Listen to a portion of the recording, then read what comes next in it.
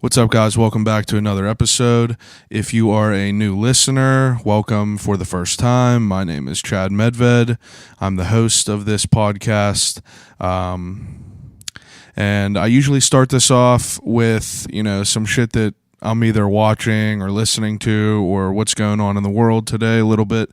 So first off, I wanted to talk about Ozarks. Ozarks is a show with Jason Bateman, and I don't know the other lady's name in it, but she's been in all kinds of shit, and it's on Netflix, a Netflix original.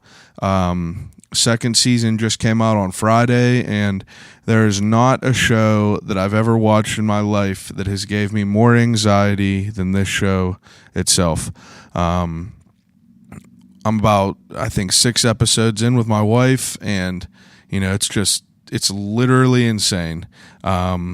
Basically, Jason Bateman works for a drug cartel and launders money because he's like a brain. But anyway, if you haven't watched it yet, definitely hop on that because it is crazy.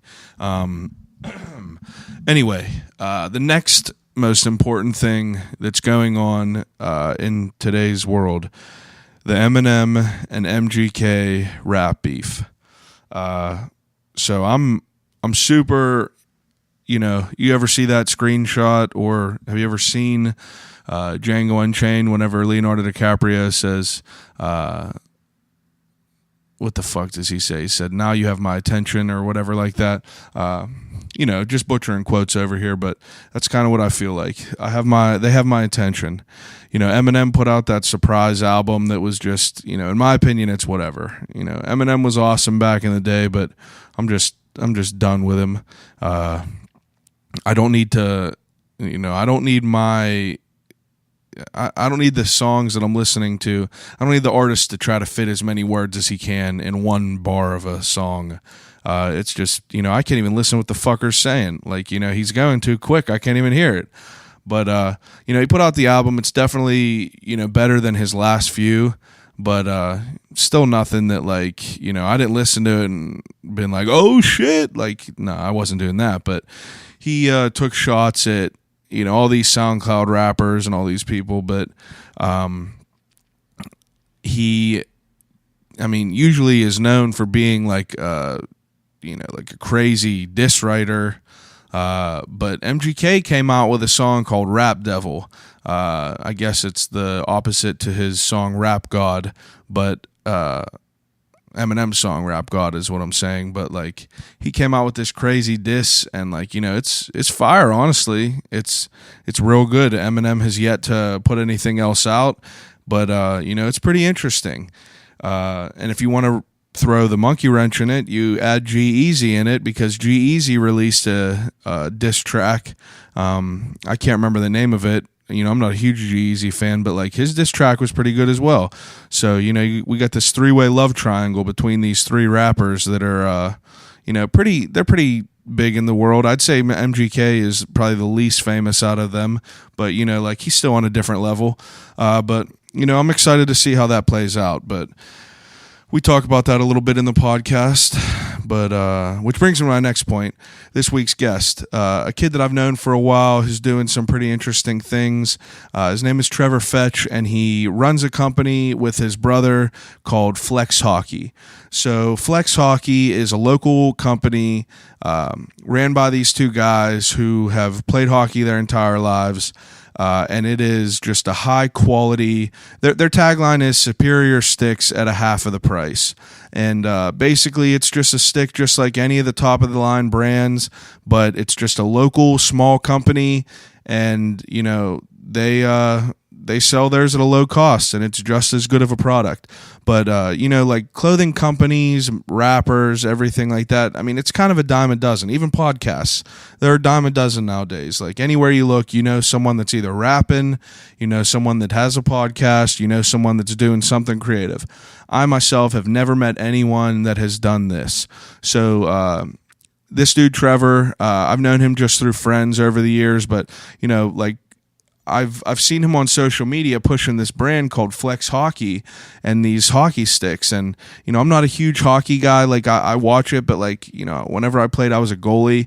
So I don't really know too much about hockey sticks. But, like, I was just interested in what he was doing. I thought it was super interesting because, like, hockey sticks are a little bit harder to make and deal with than like t-shirts or anything like that.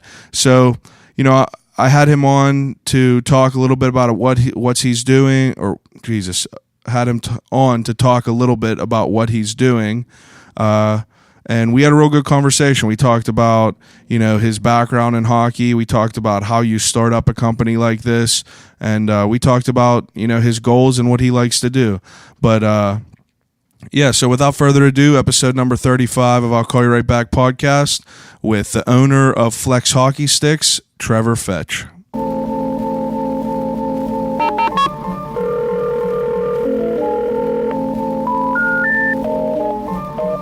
gotta use the telephone. Hello?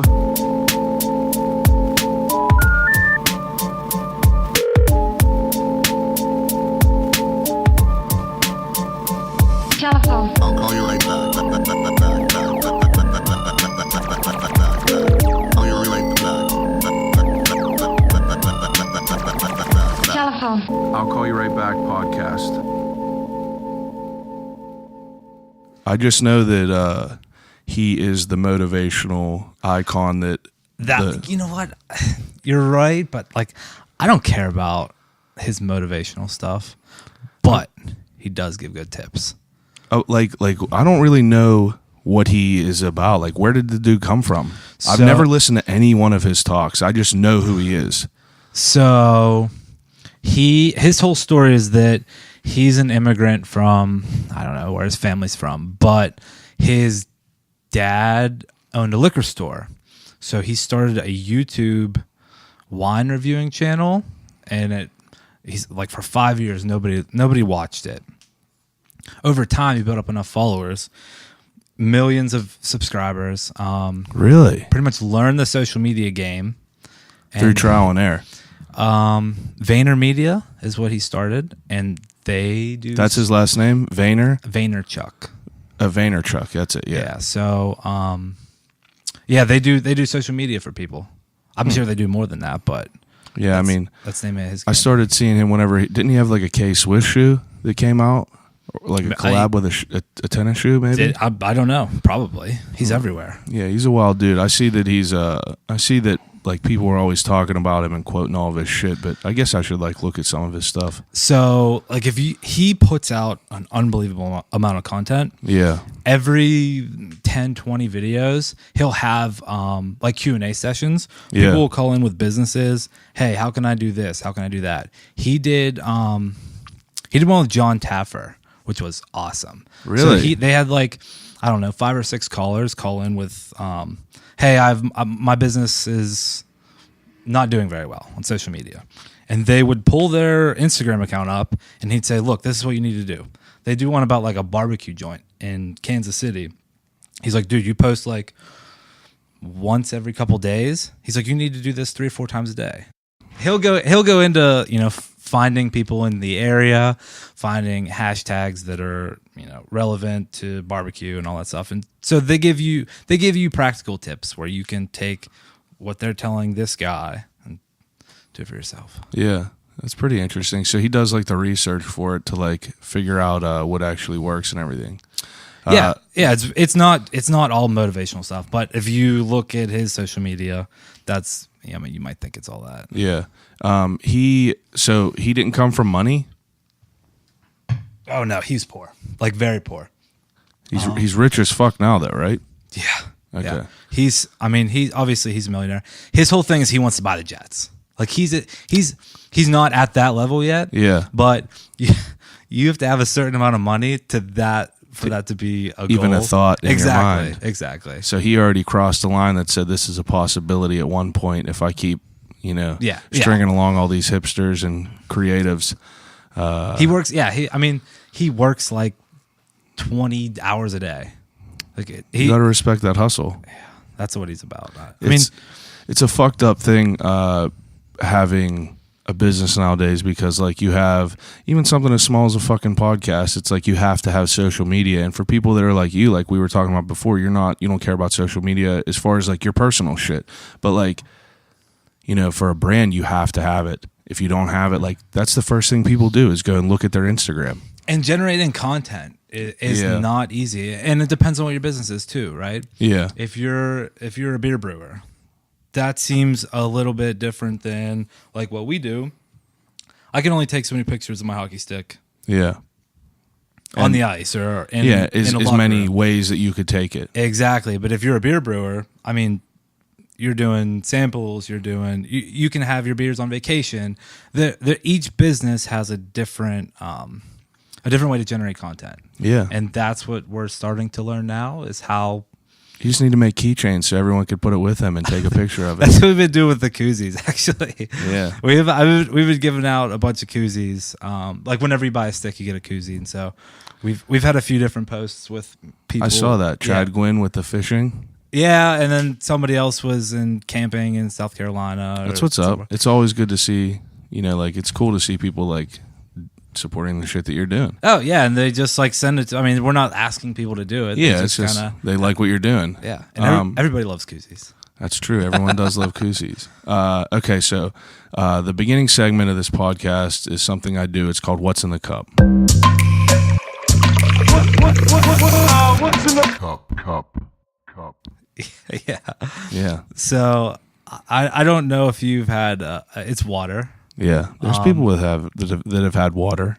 But whenever I've listened to previous episodes, I didn't realize that this was a gas station thing. Yeah, and it all is because like I'm not gonna like go to the beer distributor. You can't buy a single beer, you know. Well, see, that's the thing is I never realized like how come everyone's just drinking like pop or water. I never realized it. Yeah, because like that's usually what I'll tell people is like in a perfect world, if you just pulled into a gas station, like what's your favorite drink to ever get?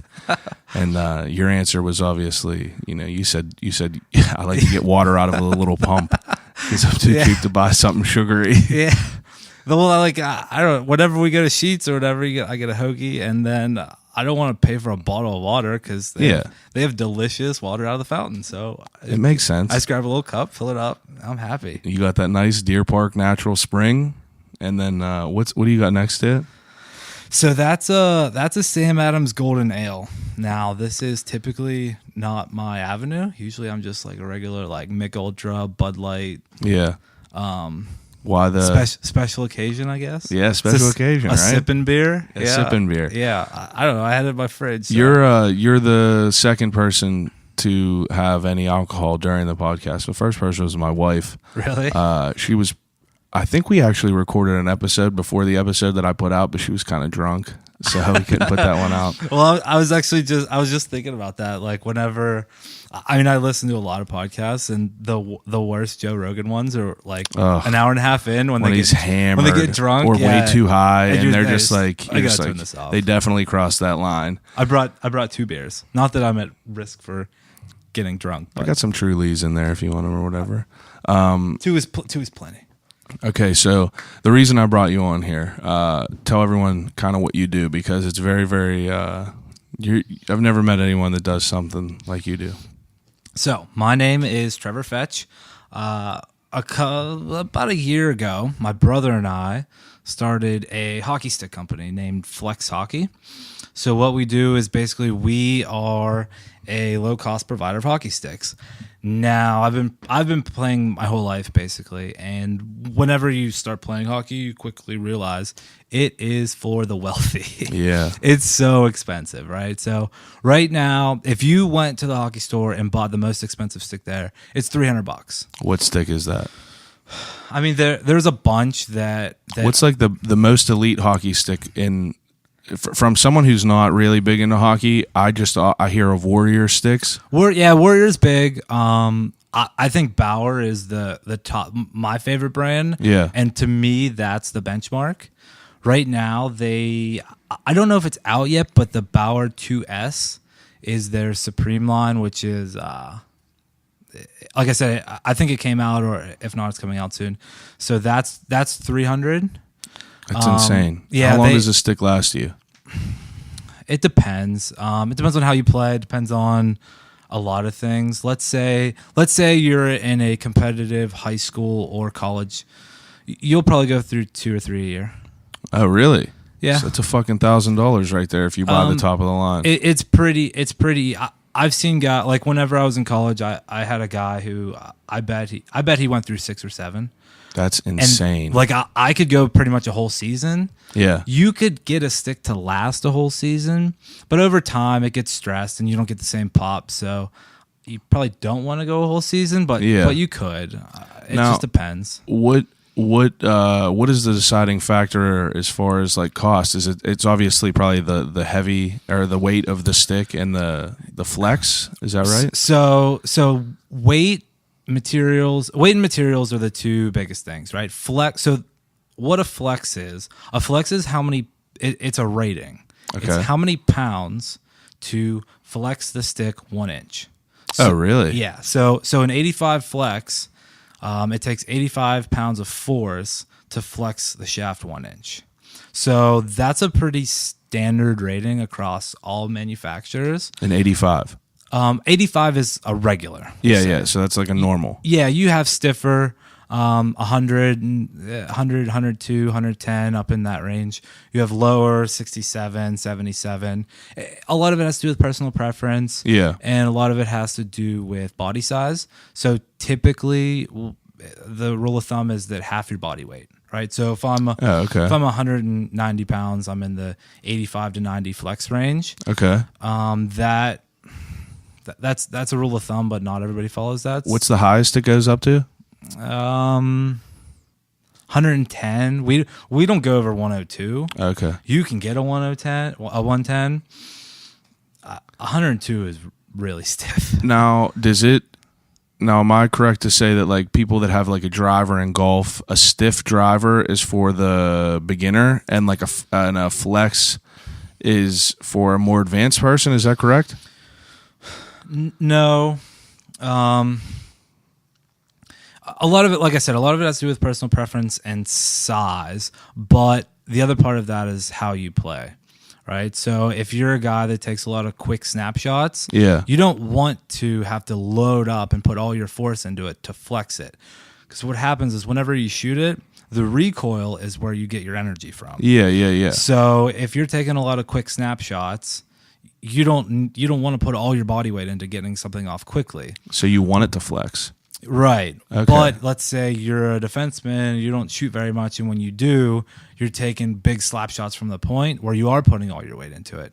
Then that could make sense to have a stiffer flex. Also, passing, stick handling, if you're battling in the corner and you have a wet noodle that's a 67 flex, it's not easy. There are anomalies. Wow, that's pretty interesting. Like Phil Kessel, for example. Yeah. Obviously, is a big dude, but he uses a very flexible stick.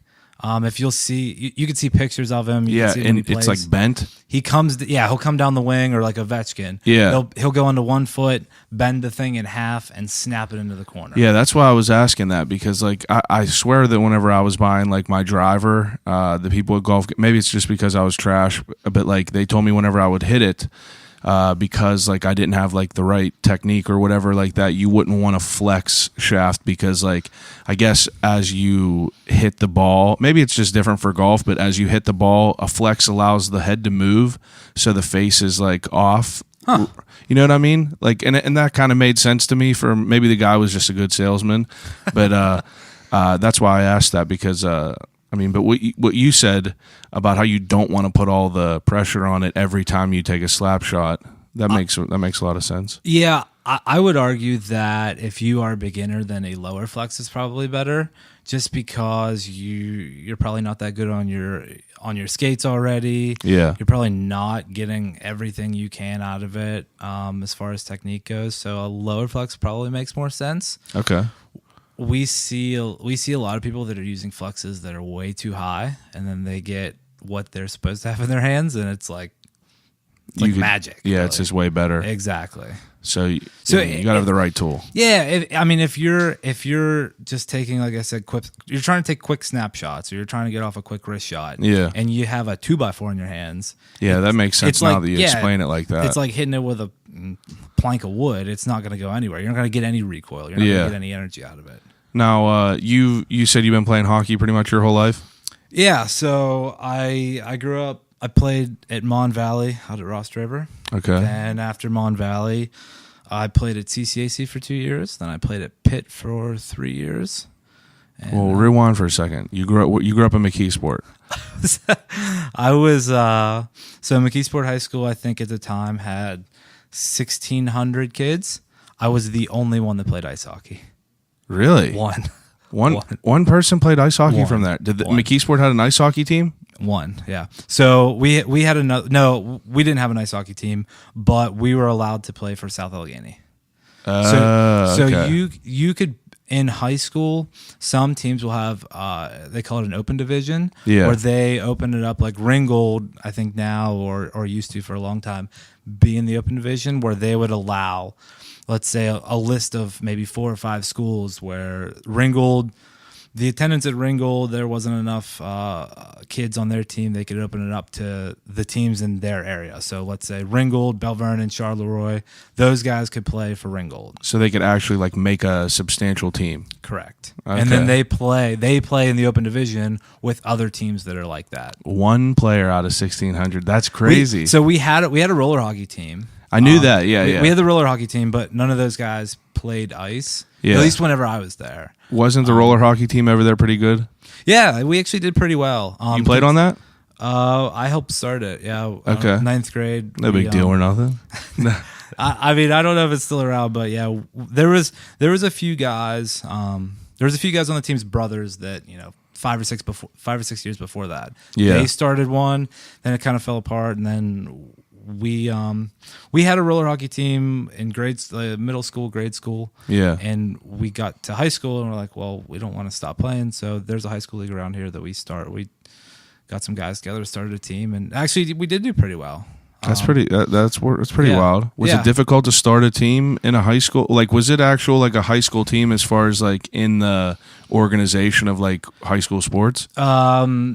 Technically no. So it's okay. like I would call it a club sport. Yeah. Really. Like they don't give you money. Yeah. But you're all students there. You're not going to get recognized at a pep rally or anything. Yeah. But yeah, I mean, you're kind of part of it. Some schools roller hockey programs were more involved than others. Yeah. Right. Like, so for example, Seneca Valley was one of the best teams whenever we played. They had, like 3 JV teams and 3 varsity teams. Oh, really? So we barely got a full one team together. So, wow. I mean, it was fun. It was a lot of fun. I mean, yeah. How did you even get involved with hockey? Like, what was your first exposure to that? So my dad played deck hockey whenever I was growing up. He used to bring me to the games, and I mean, ever since I could walk, I pretty much had a hockey stick in my hands. Yeah. Whenever I was young, we didn't. I mean, obviously, hockey's expensive, so I didn't play that much growing up, just because I couldn't really afford it. And then as I got older, I kind of jumped into ice hockey. But whenever you play roller hockey, deck hockey, it's cheap to play that. It's cheap to start that. So yeah, cheap ass stick and some shin pads. Yeah, you run around and you're a little kid, so it doesn't matter to you. Don't have to buy fucking skates that are hundreds and hundreds of dollars. Yeah, so we did that. It really is insane expensive to think about. Like, I mean, just like a stick, the pads, and like you said that. I mean, you have to pay all that money yourself. Like football, we got all that shit given to us. Yeah. And the weird thing about hockey is, like, you can buy cheap stuff. Yeah. And it's terrible. Oh yeah.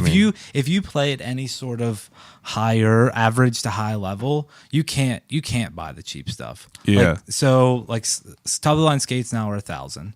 Really, $1,000. Yeah. How long do they last? 1 year if you're a spoiled kid? No, they last. So I bought a pair. Jesus Christ. I bought a pair my senior year of college, and they broke this year. And then I bought another pair. So what's that? I mean, 8 years. 7, yeah, that's 8, not bad then. That's 7, 8 years of adult league. Now, if you were playing competitive, maybe cut it in half. 2, 3. Yeah. I mean, it just depends. And what equates the dollar value of them? Just same thing, just the materials and the weight of them? Yes and no, right? So there's only they are incredibly light, and every year they get lighter. Yeah. But there's a point to where they make it more expensive, so you think it's better. Yeah. Right? Just by the name of it. Exactly. So you think like these are $1,000 pair of skates. Yeah, they got to be the best. Last year they're only 900. These got to be better than they were last year. So some of that is material, some of that is technology improving, some of that is marketing. Do you want to know why they do that? For people like me, because I'm that person. Yeah, well, and also like if you need top of the line skates, you're gonna buy the best ones. So no matter what it costs, you're like you're gonna invest in yourself. If you're happy with it, you're gonna invest in it. If you're doing something and you're serious about it. So like, I mean, I always ask people like, were you playing like multiple leagues and shit like that? Like you were playing like deck hockey, roller league. So it was pretty active in your life, your entire life. Yeah, I mean, I never played on multiple teams just because whenever you're on multiple teams, a lot of times that's through high school. You'll play for your high school team, then you'll play for an amateur team. Yeah. I played roller and ice simultaneously 1 year, but other than that, I was pretty much always on one team. Yeah. Most of the guys on my amateur team at Mon Valley did play high school and amateurs. That's pretty common, but I never did that. It's not easy, but the way that the schedules line up, it's actually doable. That's why I was asking, because like Corey Briggs and all them, like he always seemed to be like, I can never keep track of like the teams that they're all on. Yeah. I know like monkey bar team, high school team, or whatever. Yeah, it's kind of like I know a couple younger kids that are like on traveling hockey teams. They play on a bunch of different teams. Yeah, it just seems fucking crazy. And every year, a lot of times you'll be on a different team, right? So if you're living in the South Hills, you're not necessarily just going to be a Predator from the time you're 8 till the time you're 18. Yeah, you can play for the Predators. You could play for Shaha. Then you could, if you want to drive up to Cranberry. There's a lot of teams in the area. There's not really much allegiance to one organization. It's just wherever you go. Pretty much. Now, is there any other? Is there any sort of, if you're good, if you're a young kid that's really good at hockey, is there any sort of like, is it probable to ever get anything for free from bigger companies? You know what I mean? Like, not until, I would say not until you get to junior. Yeah. What age? So you can play junior at 16. But Okay. junior is like 16 to I think under 21. Okay. Mostly that's 18 to 21-year-olds. I'm sure some AAA teams get free stuff. Yeah. I'm just not experienced with that.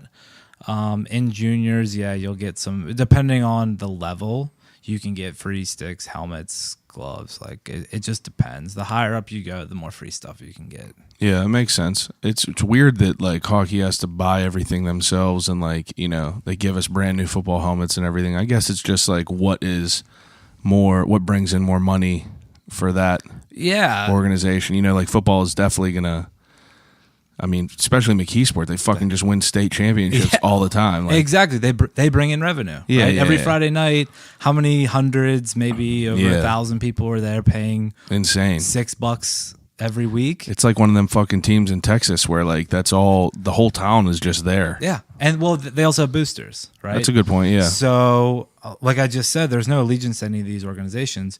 You don't see some rich guy donating 10 grand to the Predators. Yeah. I mean, it could happen, but that's not highly unlikely. Exactly. And you also have to look at football. They build a stadium and they practice in a park and a field, and all you need is grass. Yeah. Right. Yeah. Hockey's the ice time's $285 an hour. Oh, is that really like it costs that much for an hour of Yeah, practice? Ballpark, yeah. Jesus. Depending on the rink, yeah, you're between $250 and $300.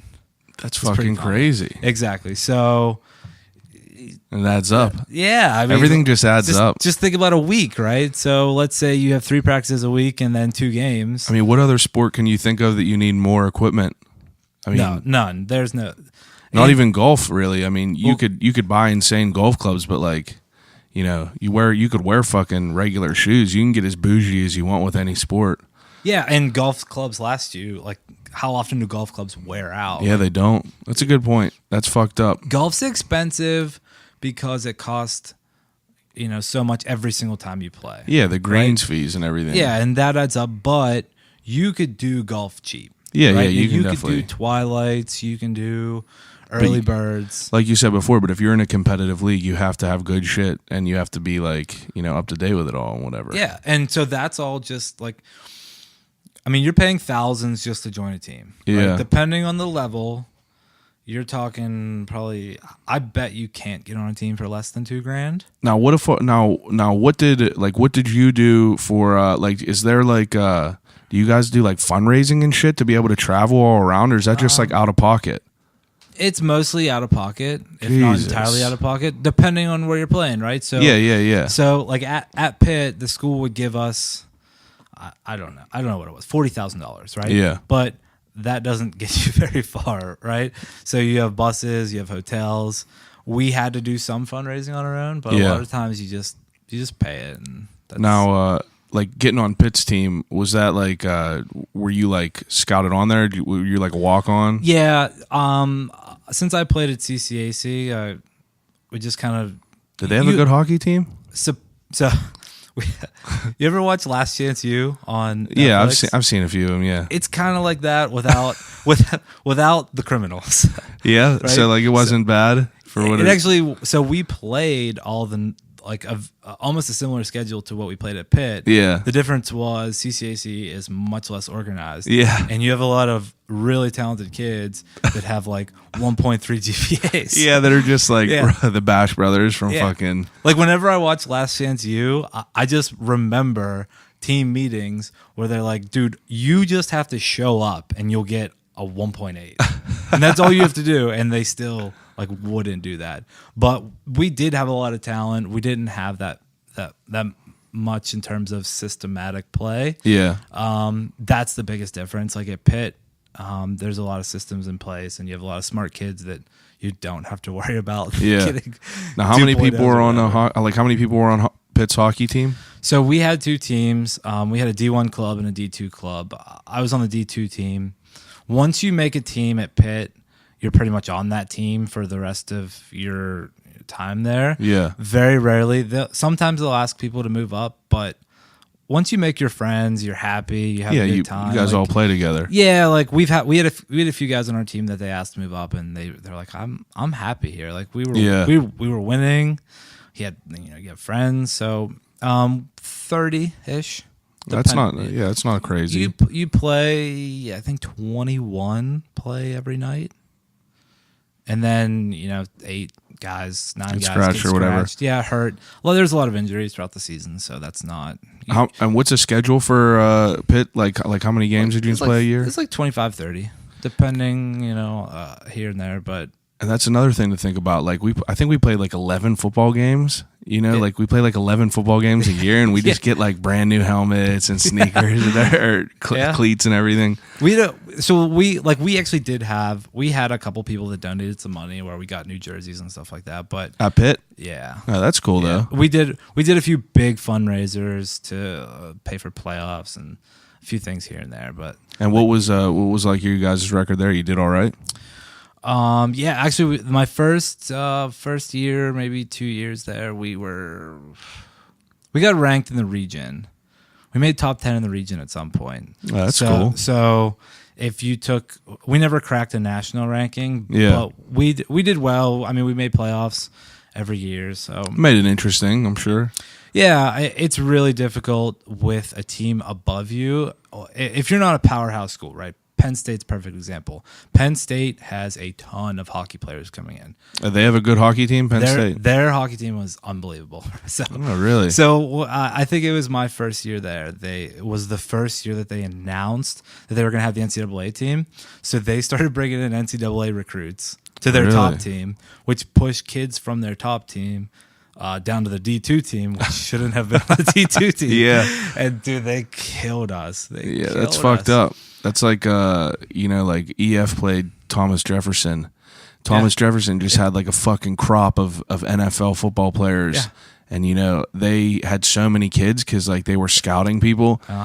A lot of the good ones just went to JV. So, like we just didn't have that many people to play. So like a lot of the seniors had to go play JV. Right. We got fucking shit on. And it's also just a bigger school. Insane. It's just a bigger school. It's insane. The weird thing about hockey too is like some of the bigger schools aren't necessarily good at hockey. You'll have these weird small schools that are really good at it. With a couple like crazy people on there. Yeah. Whereas football, generally speaking, the bigger the school, the better they are at football. Yeah, because that's a reason for people to go there. Yeah. And Western PA is also the football heaven, exactly. Whatever. Yeah. I honestly, like I tell people all the time, I would have if I had the mindset that I do now, like I would not have played football. I played football my entire life. I don't watch it. I have bad knees. Did you see Concussion? No, I didn't watch it, but I know it was really good. I bet it was incredible. It was but, even better that I didn't play football and watched it. I mean, I sit there and I think about like there was periods of time in my life where I would be on kickoff, just for fun. They'd be like, go ahead, man. Yeah. And I would go on there and I would run as fast as I could into someone. And like, you think like, what the fuck did I do to my head? I wish I would have just played golf my entire life. That's honestly, if I ever die and go back to being young, I'm just going to be a golfer. Did you play the line? Fuck yeah. What do I look like I was or anything else? I assume so. But dude, if you watch Concussion, you're going to... Oh, I'm sure that I'll be upset, and I'm sure I'll probably just start getting a headache. You're like, why did I do this to my brain? Yeah, dude, because every time like, I'm just like, yeah, I'm going to fuck this guy up. And, I just run as hard as I can. My fucking head starts rocking off people, and you just, you get a headache, and you try to take a second, and the coach is like, quit being a pussy, get back out there. You're just like, all right, thanks, dude. And, it's even worse, doing all that shit and not winning in a game your senior year. Literally not a game. But that's neither here nor there. Yeah, whatever. But so after the college shit, like, what did you go to college for? Finance, actually. So, funny story. I got a call. I played 2 professional games that I did not belong in. That a team went bankrupt at Ross River. And all their paid players left because they weren't getting paid, and they had to fulfill their contract with the league. And so they had a handful of games left, and all their players were gone. So I got a phone call from Larry Briggs.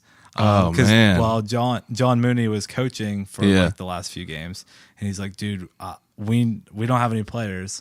Can you play tonight?" And I was like, "What was the team?" It was in the Federal Hockey League. It was the Steel City Warriors.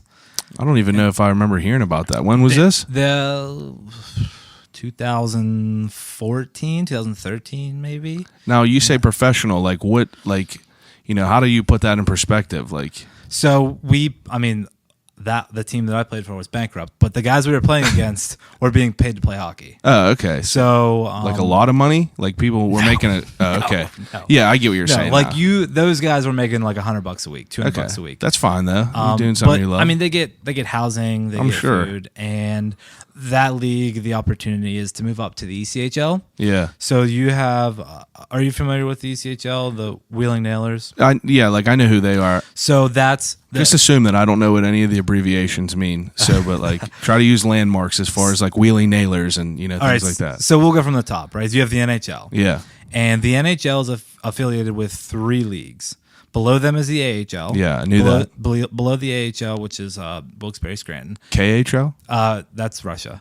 So below the AHL is ECHL, which is the Wheeling Nailers. Okay. Right? So those are the 3 NHL-affiliated leagues. But below that, there are 2 main leagues in the country. There might be some out west that are also in this ballpark. But you have the Federal League and you have the Southern Pro Hockey League. Okay. So those guys are the ones making like $100 a week, okay. like really grinding to make it out to the ECHL. Yeah. But I mean, it's kind of a shit show. I mean, I bet you're just.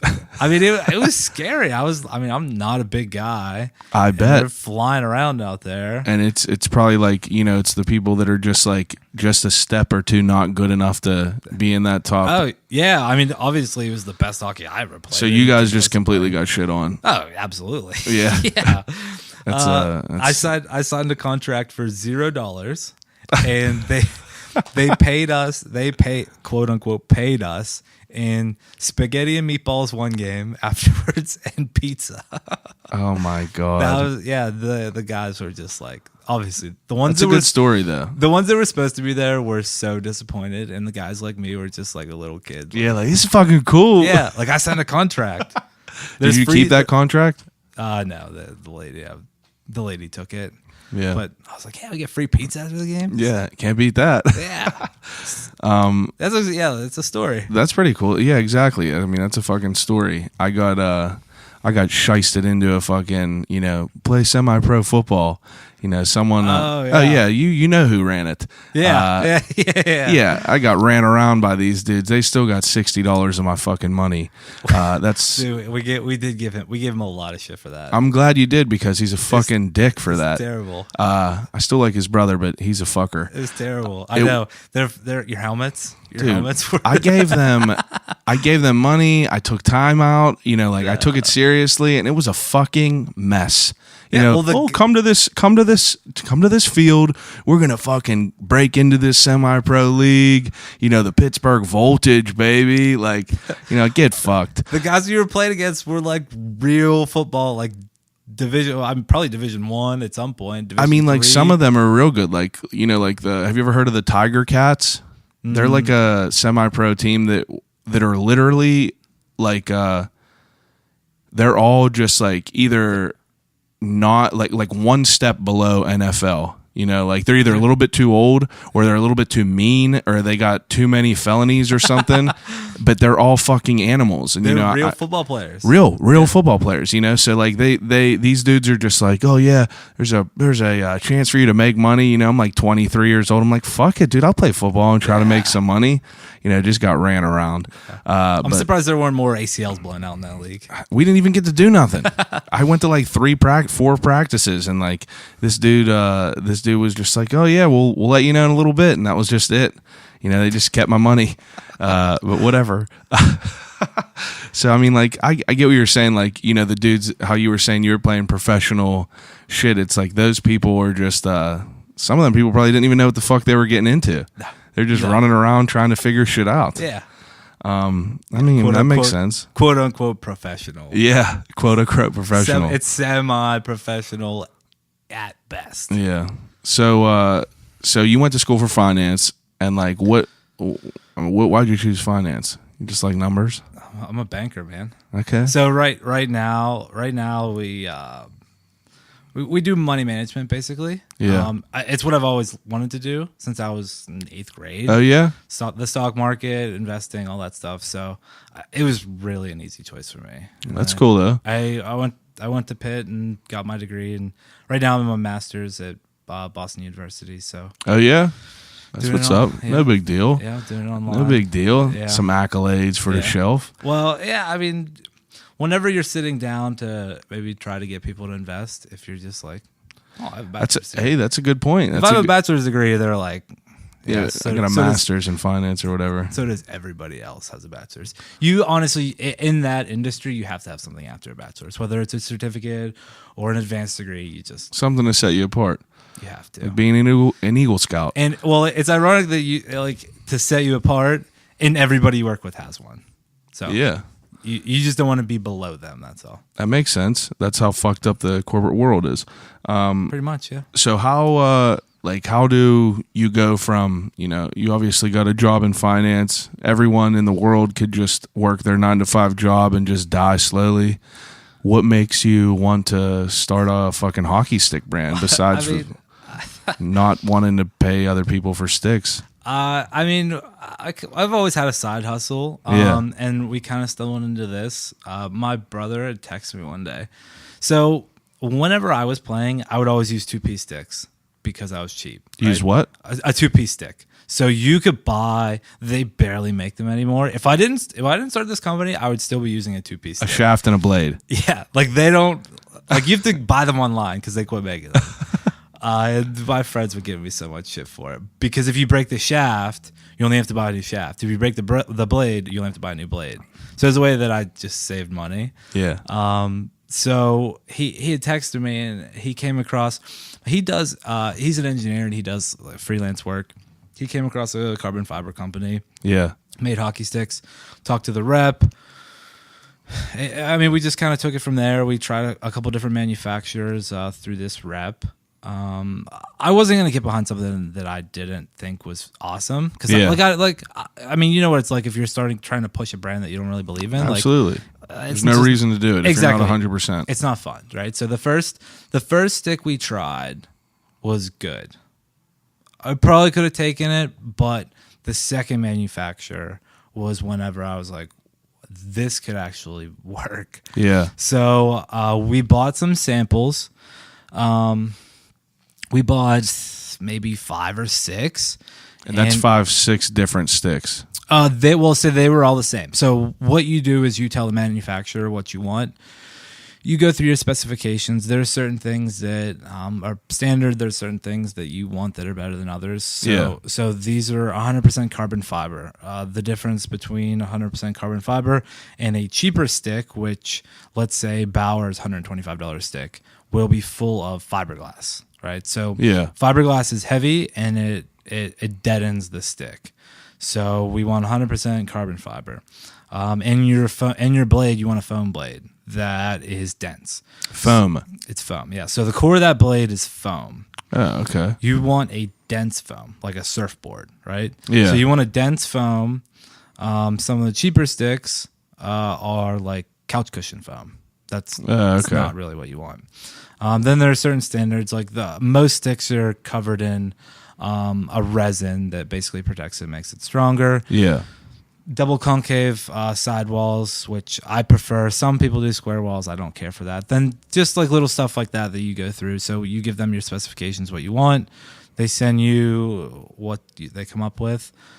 I tried it out, decided that it's awesome. So I got a couple of friends to buy what that costs. Like, we're not going to mark anything up. Tell us what you like. Make sure they don't break. Yeah. I mean, the stick that I have now is the first sample, and that was from October, November. So it's basically been an entire year playing twice a week. Yeah. Plus, you get these few other people to buy a stick, and like these are different people, how they play differently and everything. So they're getting different wear. Exactly. You want to see what they think about it because everybody's got a different feel. So this guy likes it, this guy doesn't. But everybody that tried it out really liked it. So we started to get it moving.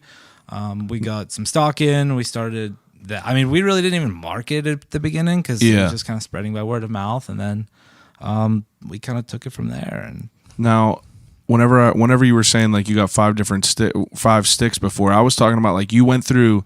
Did you have to go through different manufacturers before you found someone who made a good enough product? We tried to. Okay. So we would have went to 5. Yeah. But we just so happened to find like I don't think I could find a better stick than this. Yeah. Or one that I like more. Maybe I'll find a lighter one, but based on the feel and the pop and the weight and all that, this is as good as it gets. Now, where did you come up with the name Flex Hockey Sticks?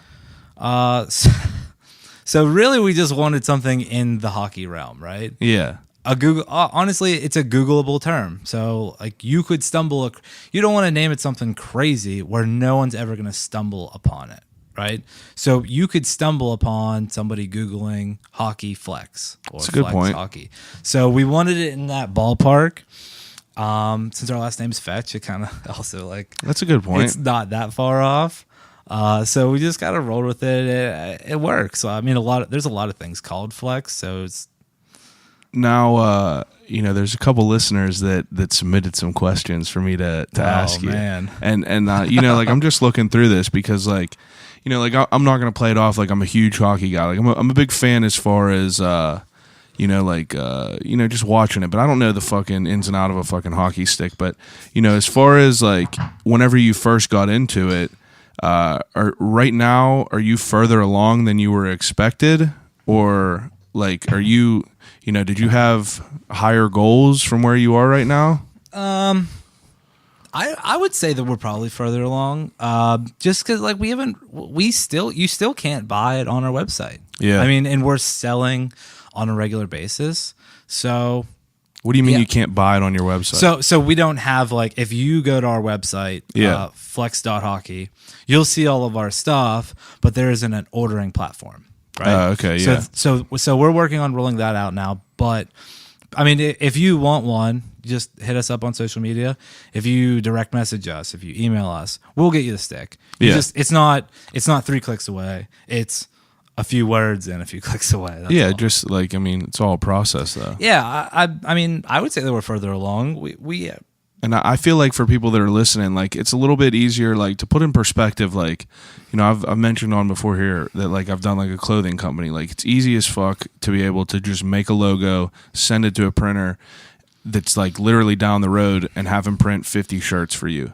But like, you know, like a hockey stick like this, that's something that's like more, I mean, there's more things that could go wrong. There's more things that you have to be conscious of as far as quality wise. Cause like, I mean, you got to think people are going to be fucking like smacking this thing off of ice. So it got to be a good product, because if it's not a good product, it's just going to fucking break. Yeah. So, I mean, I feel like that this is a way longer game. Like hockey sticks would be a way longer game than like any sort of like other clothing or anything.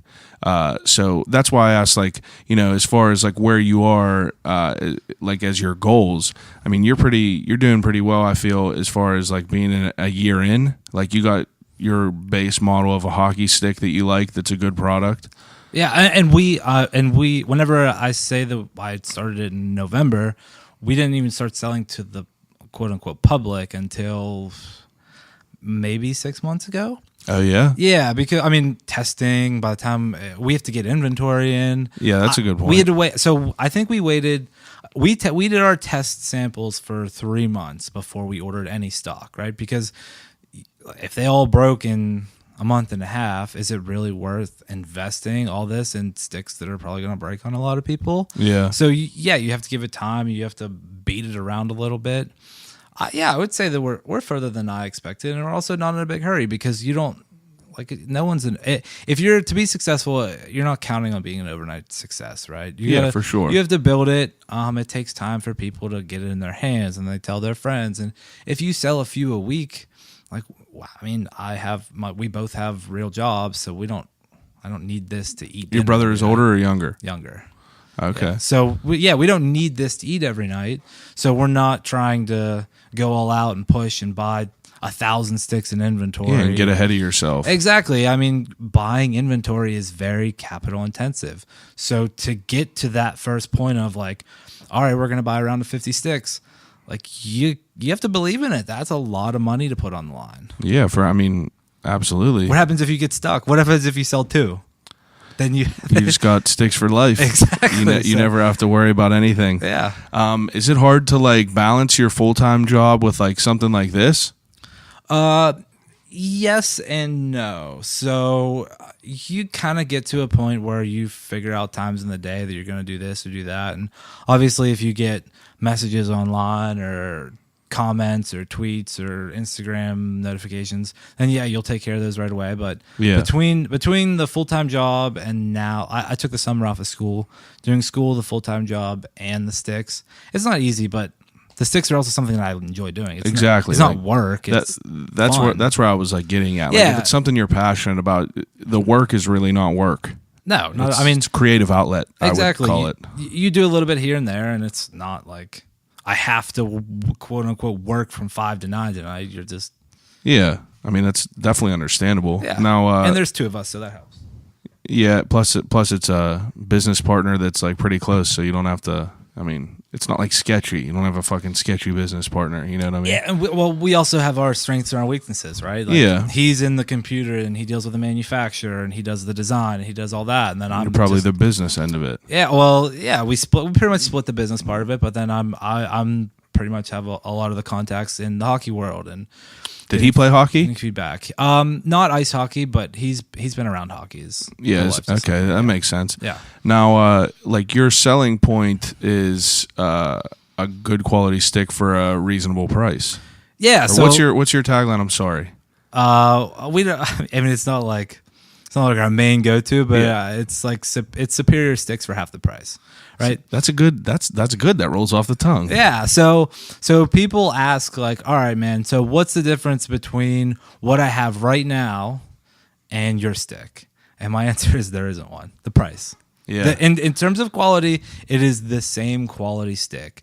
The difference is you're not paying for The name. You're not paying for the name. You're not paying for the big brands to sponsor NHL teams. Yeah. For millions of dollars in marketing. Oh, that's a good point. Yeah, like you have all that overhead. We don't have warehouses. We don't have That's a real good 1,000 point. employees' So that definitely salaries. lowers the cost. Yeah, man, that's a good Exactly. point. So the other thing is the warranty, right? You have a $300 stick that who knows what it costs the big guys. I have an estimate of what it cost. And it's shockingly low, we'll say, for the I price bet. that they pay. For the price that they pay, right? So they give you the 30-day full warranty. So if Okay. it breaks in 30 days, they have to build that into their models. So Yeah. you're paying for a 30-day warranty right off the bat. Yeah. And then you're paying for distribution, you're paying for sponsorships, you're paying for all that stuff. Our niche is people that want the same high-end stick that don't want to pay $300 for. Honestly, we compare ours to a $250 stick because I don't think it's fair, and I don't think it's fair for any of the smaller brands to compare it to the $300 one. Just because that $300 one, it is on another level, and they also do like weird quirky stuff. Yeah, like what's different about it? Like the weirdest thing I've ever seen with a hockey stick is like that O stick from Warrior. Yeah, it was a Reebok. Yeah, Was that stick. Reebok? It was the O stick. Yeah, and it just had holes in the shaft so you could swing it faster. Yeah, so the air resistance. I mean, whatever the fuck it's you a call gimmick, right? Yeah, gimmick. And then there's right now Bauer. If you buy the top end stick, it has gel in the blade that they. It's supposed to do something with like whenever you receive the pass, it absorbs impact, but it also gives pop coming off. I bet. And if it has a stress crack, the gel oozes through the blade, through the crack, and hardens, and it like regenerates kind of. So it sounds And also the high end sticks, like there's probably a 15 to 20 gram difference in weight between the top and the second. And it's a lot of like blade weight. I prefer to say ours is comparable to the second and the top of the line stick. That sounds like the gimmick of, you remember whenever, this is a perfect example, whenever Nike came out with the first shocks, Nike shocks, I remember my brother went to McKeesport, okay, played basketball, and I remember there was a kid named Cornell Mack, all right, in the middle of a game, or a couple minutes into it, his parents brought over a brand new box of shoes with red and white Nike Boing shocks, and he put them on for basketball. And I remember him wearing them thinking like in his mind he had to think he could jump 10 extra inches. Oh yeah. Because that's what everyone thought. Oh yeah. And every brand comes out with their gimmicky, like man, it's just it's a placebo effect. Yeah, it's it, dude. It's a placebo. But it's cool to buy into though, because it's interesting. Like that stick with the holes in it. Like I remember thinking, like that's pretty cool. Colby Armstrong special. Yeah, and how you said with the gel, like that's pretty cool actually too. That's a good way. That's cool. I mean, just by hearing it, that sounds cool. But who knows if that's like. Are they? That's the $300 stick. Yeah, that's Bauer's top end stick right now. Now what what is?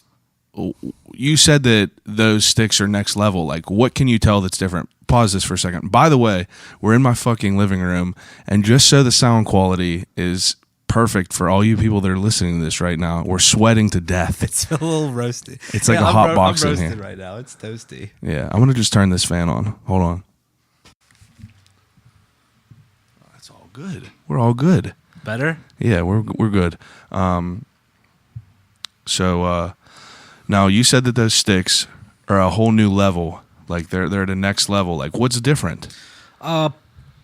Blade being blade heavy is a little bit of it, right? So the highest the top of the line stick is a little less blade heavy than every other stick, but that's pretty negligible. Most people would not be able to tell the difference. Yeah.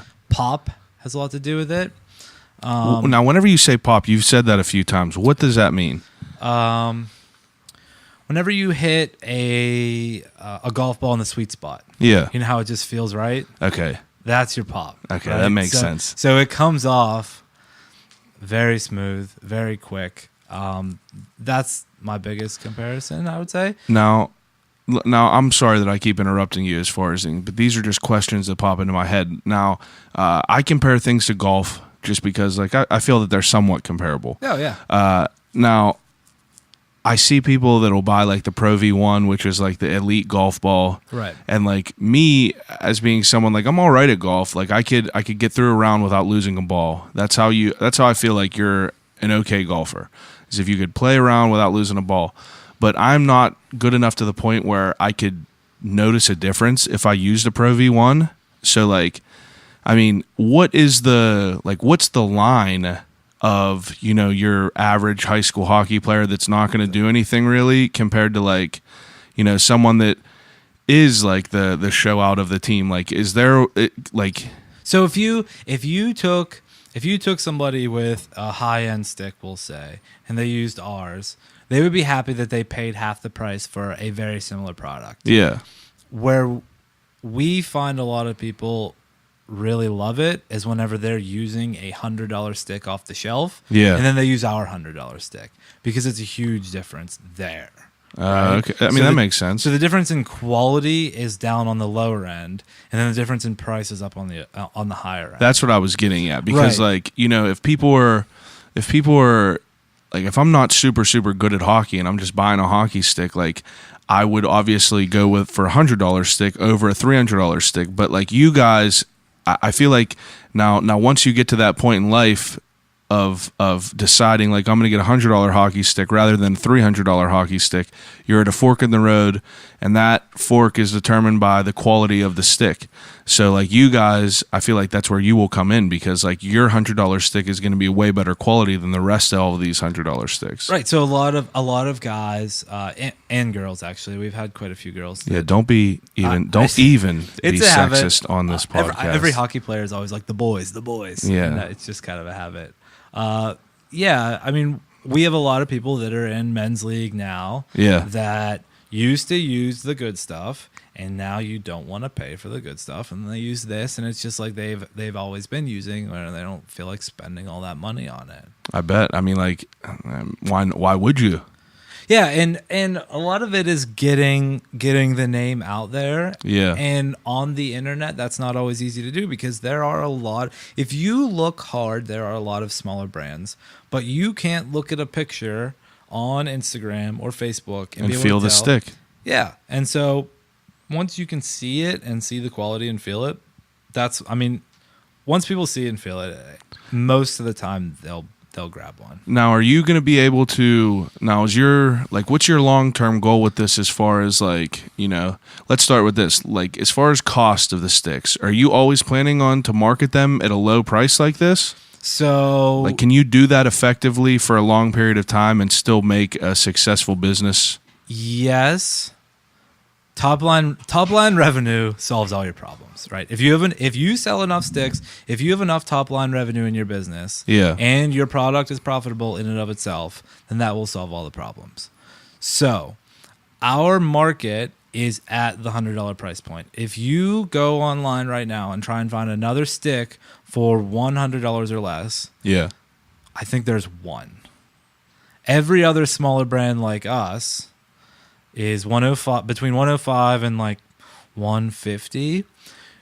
It's very difficult to be at a higher price point in this market because if you're going to spend $150, if you're going to spend $200, why would you not just buy the brand you trust? Yeah, Jumping in on an unknown name and an unknown product at that price point, you're not going to get many people to do it. Yeah. But at 100, That's not a huge risk for someone. it's not a huge risk. And you're relying on your quality to bring them back. If you, once you use it, I'm very confident that you'll use it again.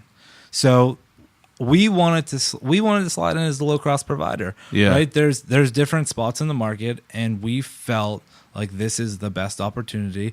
And also, like, we're not out here trying to buy a mansion. Like, if it Yeah, gets you just huge- want to do something you fucking love and be able to make a little bit extra coin if possible. That's the goal of everything, right? Exactly. So yeah, there's a large brand out there called the All Black Hockey Stick, which is right now the biggest let's say, no name manufacturer, smaller manufacturer. Okay. Everyone that I've talked to that have had the all black, which is actually not uncommon these days. A lot of people have tried it, and it's a pretty sizable brand for being. Is it all black? It's blank. Oh, it's all It's blank? It's blank. Yeah, it's called the all black hockey stick. It is blank. Wow. So everyone that I've talked to that have used that and used our stick has came back to me and is like, dude, I'm not gonna buy another one of those. Now, I mean, it's pretty wild to be able to play hockey with all these kids that you played with for years and, like, you know, walk in a locker room and see your hockey stick being used by these people. Is that not right? It is weird. And then I also feel like to market it properly, you need to show people that are using it. Right? Yeah, absolutely. So then, like, I see a bunch of my friends with it, and, like, I mean, we do sell a lot to a lot of people we don't know, but I see my friends with it, and I gotta take pictures and all. Yeah, that you stuff. have to. And put it on the internet. You got to be that dude. Like, yo, let me get a pic of you. Yeah, I'm not used to that, but I mean, I'm getting there. You have to be, dude. You have You to. don't. And at the beginning, you don't think about it, right? If that's not something that you're used to, then you don't. Exactly. It doesn't really cross your mind. You know, like I remember I made them clothes, and I had a tank top one time, and I went to the Wiz Khalifa concert in Burgettstown, and I walked in and I seen someone wearing my tank top that I didn't know. That's awesome. And I was like, fuck. Like, I remember at that point, I was like, this is it. Like, I'll never forget this in my entire life. And, like, you know, it is cool to see that. So, like, have you had any experiences where, like, you played, like, another team and, you know, another local kid was using a stick? No, but I have. I do get surprised whenever, like, I'll just meet new people, and whoever I'm with be like, oh, yeah, this is the Flex Hockey guy. I'm like, oh, yeah? You've heard it? Yeah, you've heard of it? Really? They're like, oh, yeah, that's going to be my next stick. I'm like, all right. That's pretty cool. Maybe it's spread a little bit, yeah. So do you guys have different logos? We do not. We only have that. We kind of talked about it earlier with the plates. Yeah, that's how I was trying to, like, roll into it. You have to buy plates to get your printing on there, and also a lot of people ask us about special curves. Curves are the same deal. Like, you have so many plates, so many molds. So a curve of a blade is made. Like, you have to have a mold for that. Yeah. So it's not like old school where people are, like, torching it and, like, bending it. Well, no, So the way that a composite stick is made is a little different than Yammer Yager with a blowtorch. Yeah, dude, that's literally what was in my head. Those guys, they shove it under a door and bend it when it's all heated up. So no one does that anymore. Yeah, if you heated that thing up with a blowtorch, it would just be deformed. So how a composite hockey stick is made is carbon fiber. The material comes in fabric, right? So you have the fabric, and they roll it into the shape of the shaft, and then they take the foam and wrap the fabric around the foam. And then once they do that, they cook them. They put them together and they cook them. But once they wrap that fiber, that carbon fiber around the blade, it needs to be cooked in a specific mold, which is your curve. So it basically gets put into a big press and cooked in the big press. Yeah. And we're not anywhere close to the point where we want to deal with custom different curves and stuff. Yeah, I mean, how did you decide on the one you have? Is it just your curve?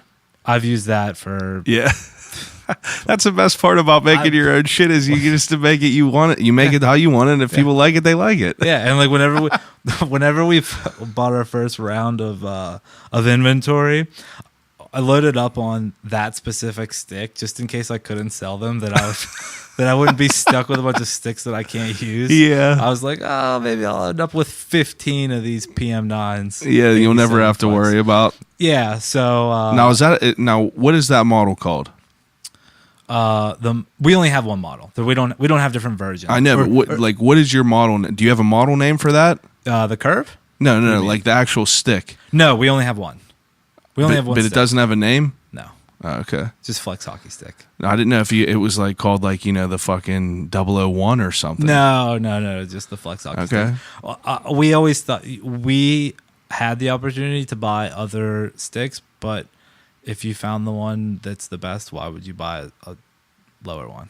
In my opinion, no. Like if this one's only 100 and it's the best one, in terms of being a consumer, why would I not? Why would I buy an $80 stick? I'm not even talking about that. I'm talking about like, you know, like whenever, for instance, I made a Lost Boys shirt, I called like my main logo like the framework logo. I get what you're saying, but I don't have any intention to make a different one. So it's just the Flex hockey stick. Okay, I get what You see you're what I'm saying? So like now, you would make a bunch of different T-shirts with a bunch of different names. Now, are you going to make? You're just going to keep that same, or like, do you ever plan on like making different, you know, logos or colors or potentially? Yeah.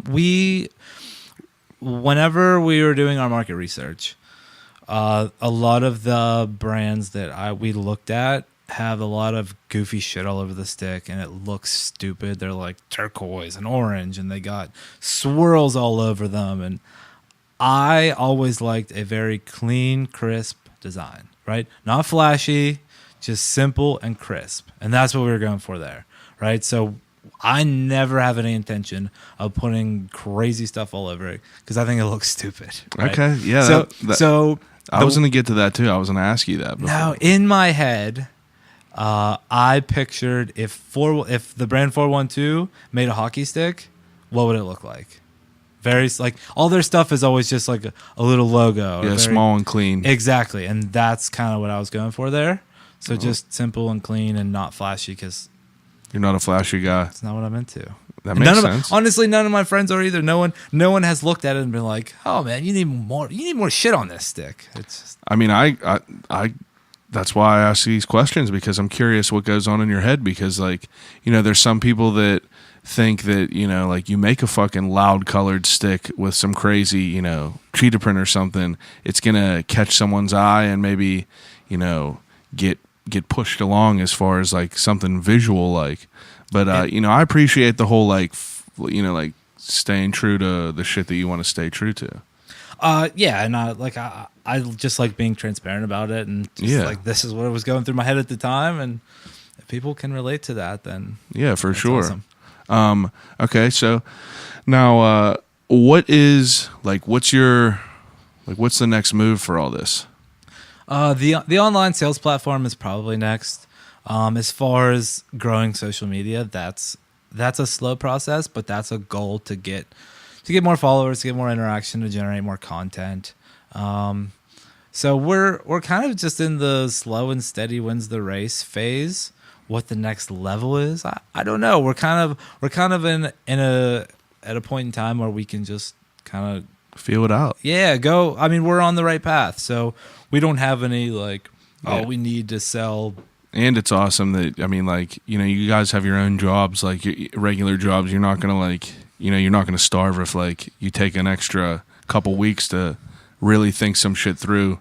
Like you're not obligated to rush to have shit and like push it out. Exactly. We're very detail oriented with everything that we put out. Yeah. As far as like every little thing on the stick, we've put way too much thought into, and when things are going to get launched, and all that has had a ton of thought. So, yeah, we're not going to rush into anything at this point in time. Now another thing you told me while we were talking about before we were talking is your stick has a warranty. Yeah. So whenever you're buying a big brand stick, you have a 30-day warranty, full replacement. If it breaks during the normal course of use, then they'll replace it for free. You pay for that in the price, right? So how can we keep our costs low, but also give still be fair and give a sense of trust, right? What happens if you spend $100 and it breaks the first time you use it? Like, you're gonna be pissed. So what we came up with was a 30, 60, 90-day warranty. It's different tiers, right? So after 30 days, if it breaks within 30 days, you get 50% off your next stick. Then after 60 days, it's 25% off your next stick. And then after 90 days, it's 10% off your next stick. So we're not getting crushed if a stick breaks in the first week. Yeah. Not that we've had it, knock on wood, we haven't had any sticks break yet. That's awesome. Yeah, but we're also trying to be fair to the customer. Like, yeah, you would be upset if your stick broke within even 100%. Even a lot of people, like if it's 45 days or 6 weeks or something, if you have the opportunity to get one cheaper, then why not do it? Which the other brands, you don't have that opportunity. Yeah.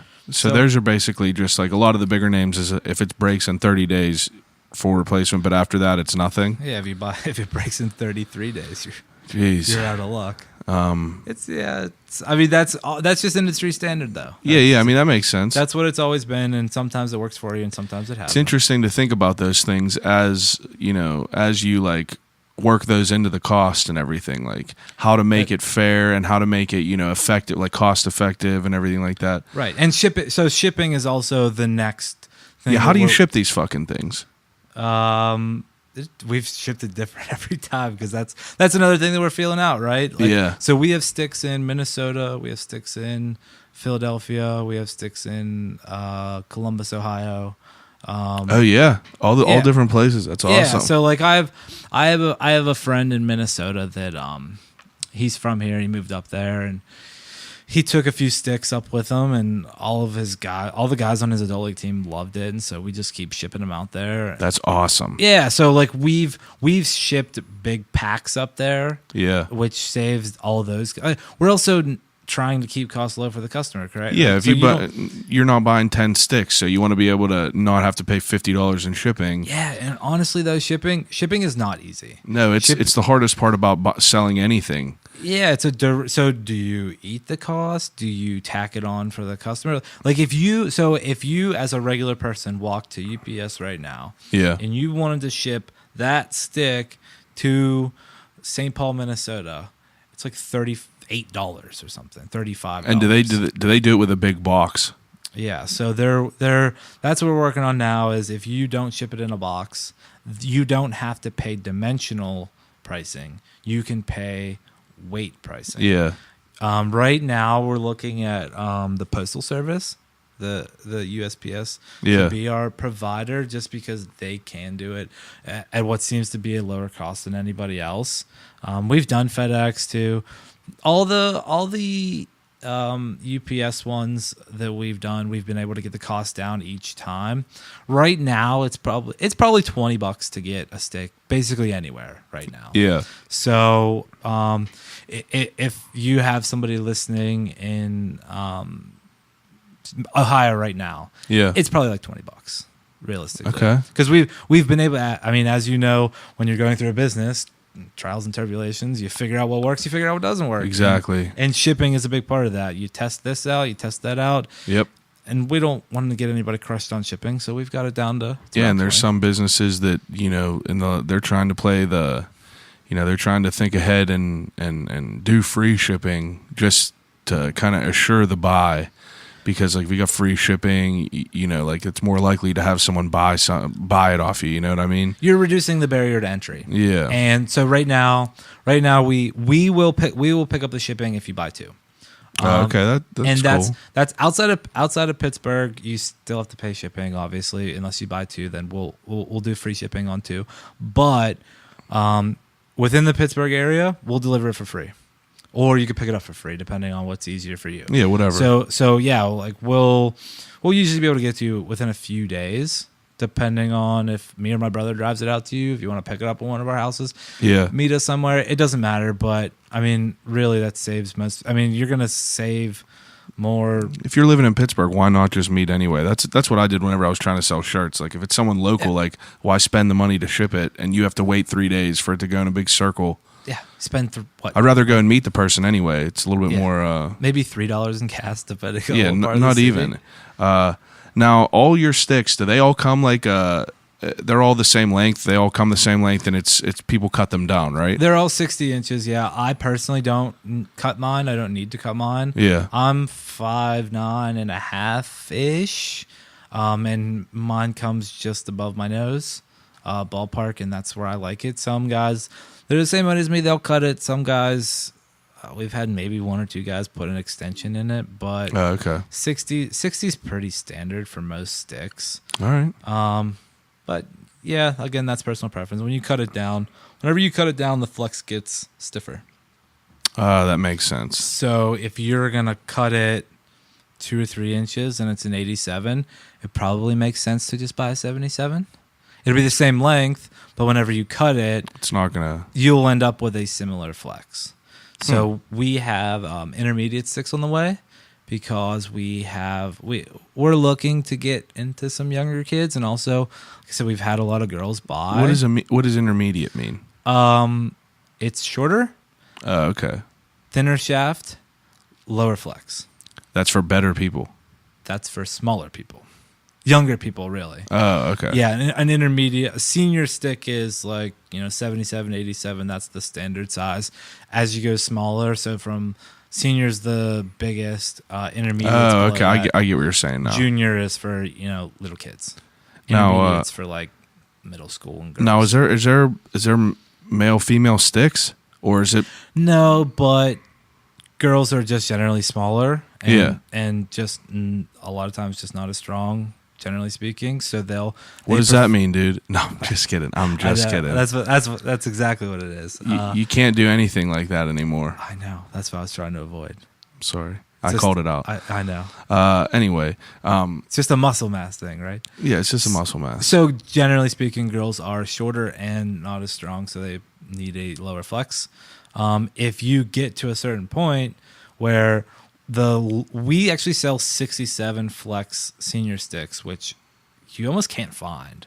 Basically, you can only buy that in pro stock. Every now and then, someone will come out with it. But if you need a 67 flex and it's a 60-inch stick, and you're a 5' nothing girl, by the time you cut that thing all the way down, Makes it super stiff. yeah, it's gonna be way too stiff. So you just need a smaller stick to start with. Okay, that makes sense. Yeah. But these are all things that we saw coming when we started, and now we're running into. To start out, if you bought a 67, 77, 87, 102, those are our 4 flexes. Yeah. Then each of those has 4 standard curves that most people use: PM9, P88, P92, and P92. You just said that twice. Did I? PM9, P88, P92. I'm missing one. Well, P28. Where does those numbers come from? Those are the curves. Yeah, but like, does that? Those are. They'll name a curve like PM9. I think started as Mike Madonna. Oh, okay. So they'll keep it at they'll keep it at PM9, which they created 20 years ago.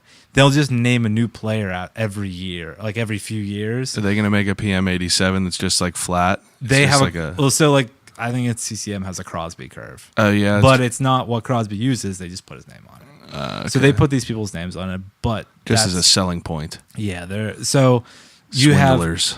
have 4 flexes, you have 4 curves of each, and then you have a right and a left of every one. So if you bought one of every stick, what's that?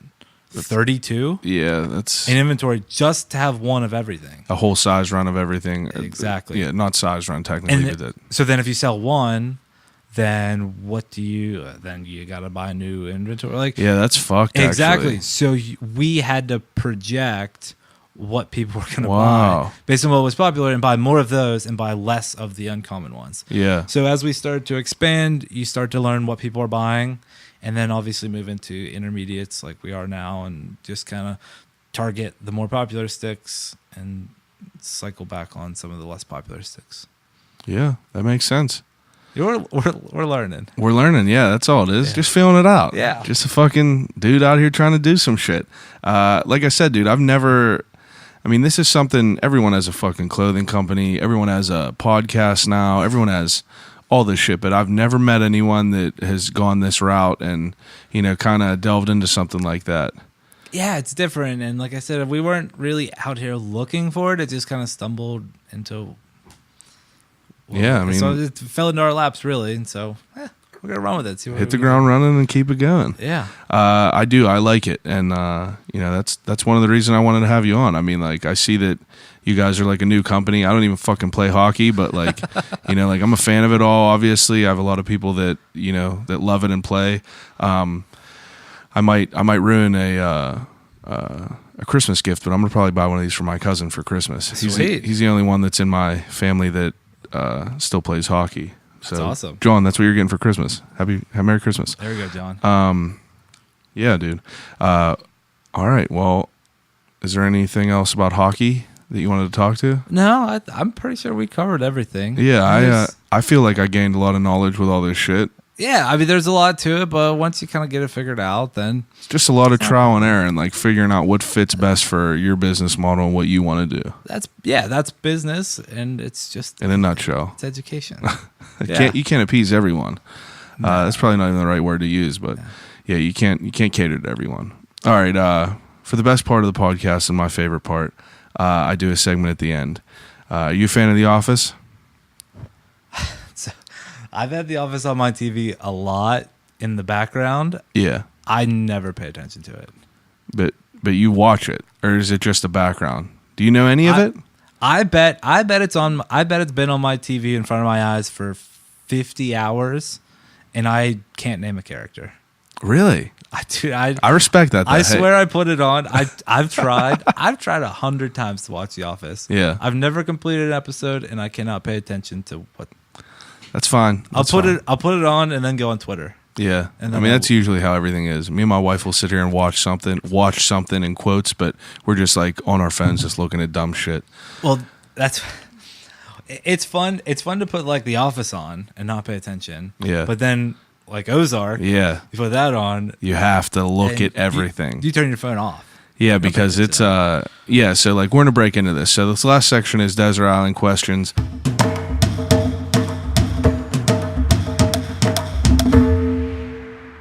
Desert Island questions comes from The Office.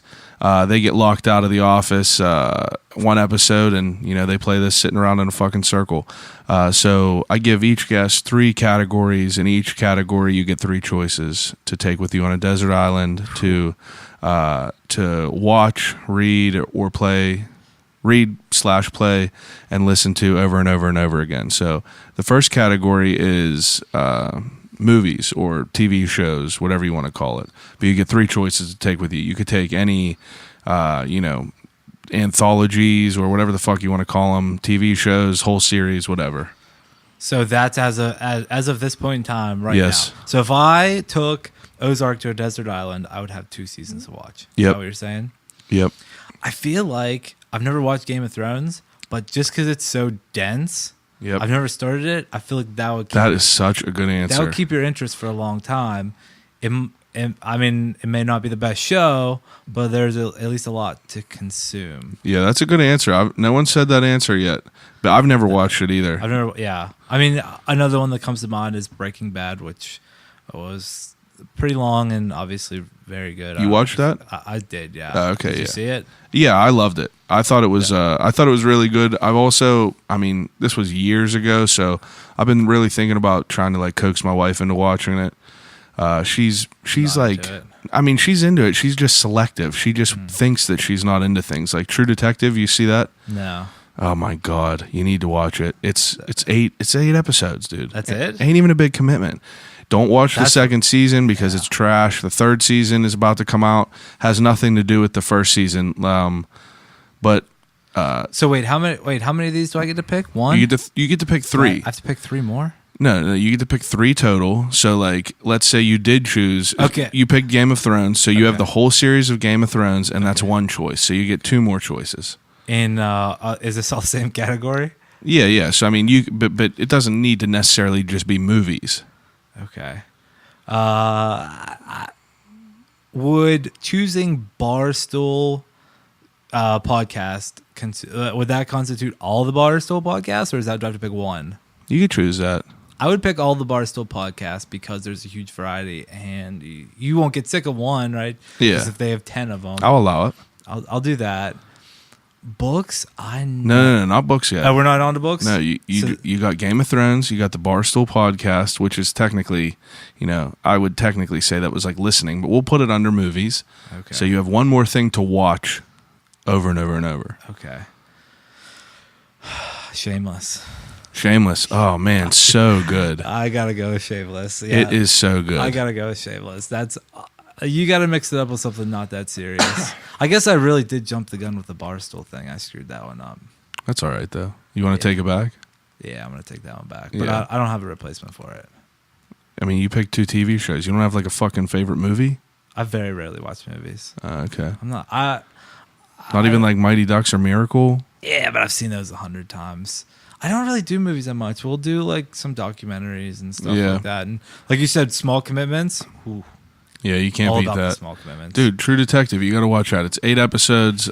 So if you're not going to take another thing, I'll just tell you, you need to watch True Detective, Matthew McConaughey and Woody Harrelson. Are you into like the murder type shit on all the true crime, making murder, bro, all that stuff. True Detective is unreal. The way it's filmed is just superb. Is that Netflix? No, it was on either HBO or Showtime. It's so good I bought it on Blu-ray. Ooh. You won't even buy a drink, so I'm sure you won't buy it on Blu-ray. No. But I'll get my hands on it. Don't worry. yeah, get your. Honestly, I mean, I just watched it. I'll let you borrow it. But Okay, I got an HBO login. Don't worry. that works perfect. It's on there. Yeah, It's seriously phenomenal. 8 episodes. Each episode's like an hour, but it's fucked up. But it's such a good story. The second season with Taylor Kish and Rachel McAdams is trash. Huh. It's very, very bad. I did not like it whatsoever. It was just super weird. But, like the first season and the second season, they don't go together at all. It's completely different stories. Same thing with the third season. Yeah, it's all called True Detective, but like the first season is not the same as the second season and not the same as the third season. The third season preview just came out, and it's the one guy from Moonlight, and it's about like 2 girls that get killed. I don't know. I'm a fucking weirdo, and I like all that like weird murder type shit. Yeah. Like Mindhunter's out now. Oh my god! All that good stuff. Yeah, Mindhunter and Evil Genius, and did you watch that? They filmed. Oh yeah, they're filming Mindhunter. They filmed last season McKeesport. Yeah. Then they're still filming. Yeah, at the police station. They're still filming, like Munhall, the airport, the county airport, the Katanning. Matt France was in there, right? Really? Yeah, he I guess he told me and Corey that he got like a credited extra. He's like, I guess he's the only one in a scene. Who knows, dude? Who knows what the fuck is going on with that? But Ozark, though, for anyone that's listening, I'm going to talk about it in my intro, but Ozark is unreal. There is not a show I've ever watched in my life that has gave me more anxiety than this show. We're both, me and you are both halfway through the second. Yeah, I'm on episode 6. You're on 5. You said we did all 5 last night. Oh my god! We started it. Me and my wife started at like 10 p.m. and it's like 3 a.m. She's like, I can't do this anymore. I was thinking, I'll keep going. Yeah, I'll just do rip all right of through it. Yeah, and every like 20 minutes, I was like, my hands are sweating right now. It's crazy, isn't it? Yeah. It's just like, like I've watched Breaking Bad and I've watched like True Detective. I've never once felt such anxiety. Like I just feel like, I feel like the end of, so perfect segue into the next question. I always ask, would you prefer Goodfellas or Casino? I've never seen either one. What? Wait, no. I saw Goodfellas a long time ago. Jeez, don't even. I'm terrible. We're not going to answer this I've never question. seen. I'm really bad with all the movies that everybody else has seen, like Godfather, and That's trash. I'm really not good at it. I'm gonna go with Goodfellas because I have seen that before. Okay, that makes sense. But the end of that movie, whenever he's getting like followed around by a helicopter and he's all coked out. Yeah. Like, that's why I dislike the movie, because like it gives me anxiety. So this show just fucks with me. But I'm curious to see how it ends. It hooks. Yeah, it hooks you. 100%. Jason Bateman is fantastic. Yeah. I love the girl in there, like his wife. I don't know her name, but she's super good too. Whenever you started the second season, did you forget most of the stuff from the first season? 100%. It was so, honestly, what was it, like a year ago? Yeah, it was so long ago. Me and my wife will usually rewatch things, but just like Shameless. Once Shameless just pumped season 8 on Netflix, we finally watched that because like we were late to the game with Shameless. Oh, yeah. We binged it all last year. That's what we did too. And this season just came out on Netflix, and I didn't remember any of it. And then you got like fucking Lips trying to be sober and shit like that. And but did you see she's leaving? Fiona's leaving Shameless. The season 9 starts like this week, right? Yeah, but No, she's done that. after that. Yeah, It's really disappointing. It's a hard hit because I wish that they would just kill Debbie off. Yeah, but it's also got. I mean, it has to run its course, right? It has to. Every show has to end. 100%. And if it ends at 9 seasons, like that's fine. That's substantial. That's fine because they're still doing good. Like The Office fell off a little bit at the 9th season, but like, it's still I don't know. It's starting to be a little bit extra. The only reason I even watch it really anymore is for Lip. You know, I really like his character, but like, you know, the shit with Carl is like that psychopath girl that he's married to now, I guess. Sorry for any of these spoilers, but deal with it. I don't know. Regardless, that's a good show. Another show, do you ever watch Atlanta? No. Man, Atlanta is so quick. If you like Donald Glover? I don't know who that is. Childish Gambino? Oh, yeah. Yeah. So he has a TV show called Atlanta. It's about him living in Atlanta. His cousin is like a rapper named Paperboy that's like kind of blowing up. It's kind of just starting to catch a buzz actually, and like Childish Gambino is like broke, but he wrote this show and directed it and everything, and it is so fucking good. It took me forever to get on it, but Mike Madden is the one that's been telling me to like watch it, and you know, Antoinette was gone for the weekend or something, and I binged the whole thing in one night. It's half-hour episodes, only 10 episodes. There's just so much content. So much good stuff to watch now. You can't keep up. No, you ever watch A Staircase? That was my least favorite true crime. People were telling me to watch it. Half people are saying that it's so good, half people are saying it's boring as hell. What was it, like 10, 12 episodes? I don't even know. It should have been 5. Yeah. It should have been 6. It should have been half of what it was. Because that story to me was... It was good, but they showed so much of his family. Yeah, and unneeded shit. And all they wanted to do was talk about it. What's your favorite of all of them, like crime type things? I would have to say Making a Murderer. That was super classic. Good. Yeah, that was super good because it was like you said, the first one that came out, and like, you know, that was a really good one. Yeah, I also throw, and it's a podcast. I throw Serial into there. Oh, so good. Just because it's the first season, not the second. The second season was terrible. Terrible. Third season was very polarizing. I didn't listen to the third season. It's called Shit Town. Oh yeah, I know what that is. That's so good. That's Serial. That's the same people. It's not Serial though. That's Serial. It's the same people, but it's not under that Serial umbrella. Yeah, it's good though. That one was incredible to me. That one was very polarizing. What do you mean by that? I loved it. Oh yeah. Like I was captivated by him. And then like half the people I told hated it. My wife hated it. Well, it's because that they could have lost to the last 2 episodes. They could have just got rid of them because like it was instead of it being, you know, instead of it burning out, it faded. Yeah. I would agree with that, but I feel like her and a couple other people that I know, they just didn't like the storyline. Oh, I loved it. I love the storyline personally. Yeah, like that dude being like living in that bum ass place, but being maybe rich. Who knows if he is or not? Crazy. If anyone, we won't even give anything away. But like, if anyone is into like the murder type shit and into podcasts, you need to listen to S Town because it's fantastic. And it's good to not know anything about it going into it. Yeah, because you can't even prepare for what the fucking thing is. You know they're making a movie about it now. Really? Yeah, it just got. I think someone just like got the rights to make a movie about it, which could be pretty cool. Yeah, probably something. Okay, so you got the movies. Second category. Do you read? No. Okay. Do you play video games? No. I just do. We'll let you do podcasts. I do podcasts. 3 podcasts you can take with you, and you could take the whole entire anthology of them. I was gonna say, so I'm gonna cheat. I'm gonna cheat and just say Barstool Podcast because there's a lot to that.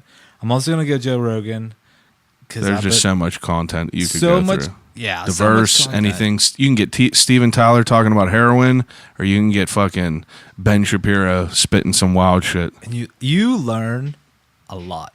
That's cool. That's media right now. I was going to say, you could probably learn more from listening to all the very intelligent people on Joe Rogan's podcast than you would at 100%. Any class. If you think about it, though, like, if there's something significant happening in the world, you're going to hear about it on there. Oh, yeah. Regardless of whether it's from Steven Tyler or Alex Jones, it's gonna be brought up. And usually Rogan, the reason I love him so much, and a lot of people hate him, like my wife thinks he's like a douchebag, which absolutely, I mean, like he definitely comes off as like the alpha bro-y douchebag if you haven't been like a listener for a long time, because nowadays it's just like, you know, it's his show. Like he runs it. He talks a lot about politics. But if you've been listening to it, like me and like Dylan Ryan and all them, we've been listening to it for a long time. And he wasn't like a fuckhead back in the day as far as like being abrupt or anything. but I could see how new listeners could get a wrong feel for him right now. You also have to consider that what's he made 1,100 episodes. Yeah. And how many of the same things has he repeated over the years? Oh my God. Like at some point, whenever he says something 400 times, Exactly. on the 401st time, he's going to be a douche about it. Yeah, 100%. And that's where it comes in as far as people that are just starting to listen to him now. But like, you know, like my entire time of listening to him, I've never thought that he was biased in any way, really. Like, even as far as like talking about stuff, as far as like, you know, like hunting and weed, you know, like he puts like, he'll listen to everyone's side about everything, and then he kind of makes his own like judgment about it. And, you know, like all his stuff that I'm trying to have a hunter on here just to talk about hunting, because like, you know, like I get tired of vegans like bitching and like talking shit about hunters and everything like that. But like there's so many like positive things that happen through like the art of hunting and everything.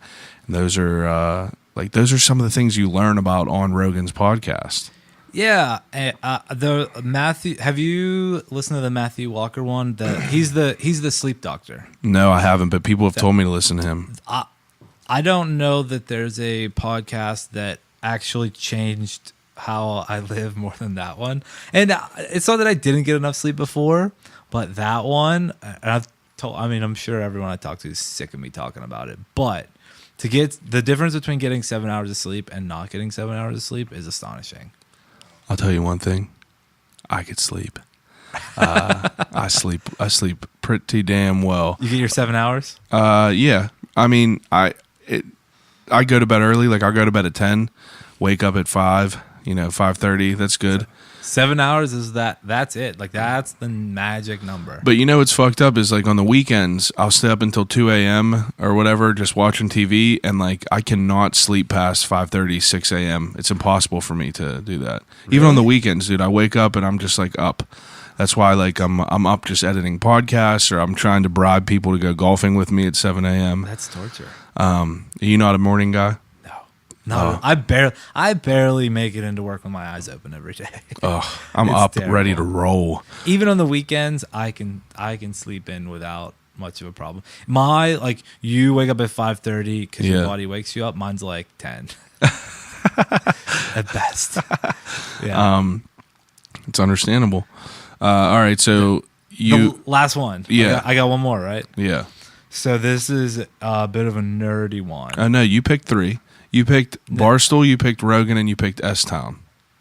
Did I pick S-Town? Yeah, but go ahead. Give me one more. I do the Motley Fool. It's an investing podcast. It's like the current events with the market. What is it called? It's called the Motley Fool. The Motley Fool is who produces it. They kind of go over stock picks and the basic economy and things along those lines, which I really enjoy. That's in your wheelhouse. It is. It's like it's learning about what's going on, things that I do on a daily basis, and also they present it in a not really dry way. Like I can't just watch CNBC and pay attention. Yeah, I get what you're saying. They have interesting guests on with good stories, and it's a good way to hold my interest. I could do that all the time. All right. Do you listen to podcasts pretty much all day? My first job out of college, I bet it was a 7.5 hour work day. I bet I consumed 4 to 5 hours of podcasts every day. My job now, I've had for coming up on 2 years. I don't really at work, but on the way to and from work, I do a lot. Do you consume a lot of podcasts? Whenever I was in school, PTI, I drove from McKeesport, Haler Heights to Oakdale, which was like an hour and a half. So I would consume a Rogan podcast to and from work. And then during the workday, I would just rip through podcasts. So I usually always have something playing. Now, my job before was kind of like brainless. I would get a stack of drawings and kind of go into fucking dumb mode and put my headphones in and just go off. But now I kind of have to do things where, like I'm doing math and like kind of being conscious of like emails and everything. So some days I'll have like a extended period of time where I'm just solid working and I don't have to do too much. But Yeah. if I have the opportunity, I listen to a lot. I have like a roster of shit that I wait to come out every week. Like, So what's your top 3 for the week? my number one podcast of anything is The Crab Feast with Jay Larson and Ryan Sickler. It comes out on Tuesdays. 2 comedians from Boston, actually from Massachusetts. One's from Boston, one's from somewhere else. But they live in LA now. They're bigger comedians. Ryan Sickler's he's about to be on The Degenerates, what's going to come out on Netflix, which is a bunch of like half-hour long comedy sets. You a comedy fan? Oh yeah, I saw you did some stand up, huh? I did do some stand-up. That was awesome. I appreciate that. It was very fun. Improv's closed right now, yeah. Yeah, it's closed. They're redoing it, and they're gonna. I think that they're supposed to add like 400 seats total. Where's the room for that? Maybe I'm not hearing it right, but I think the total capacity has been bumped up to 400 rather than. I think it was 200, but I think that they are opening another room. If I read somewhere correctly, because the Macy's closed down and shit, so maybe they're building on to that. But I know they're renovating it a pretty decent bit. But I love all the comedy shit. I love the comedians, and I love going.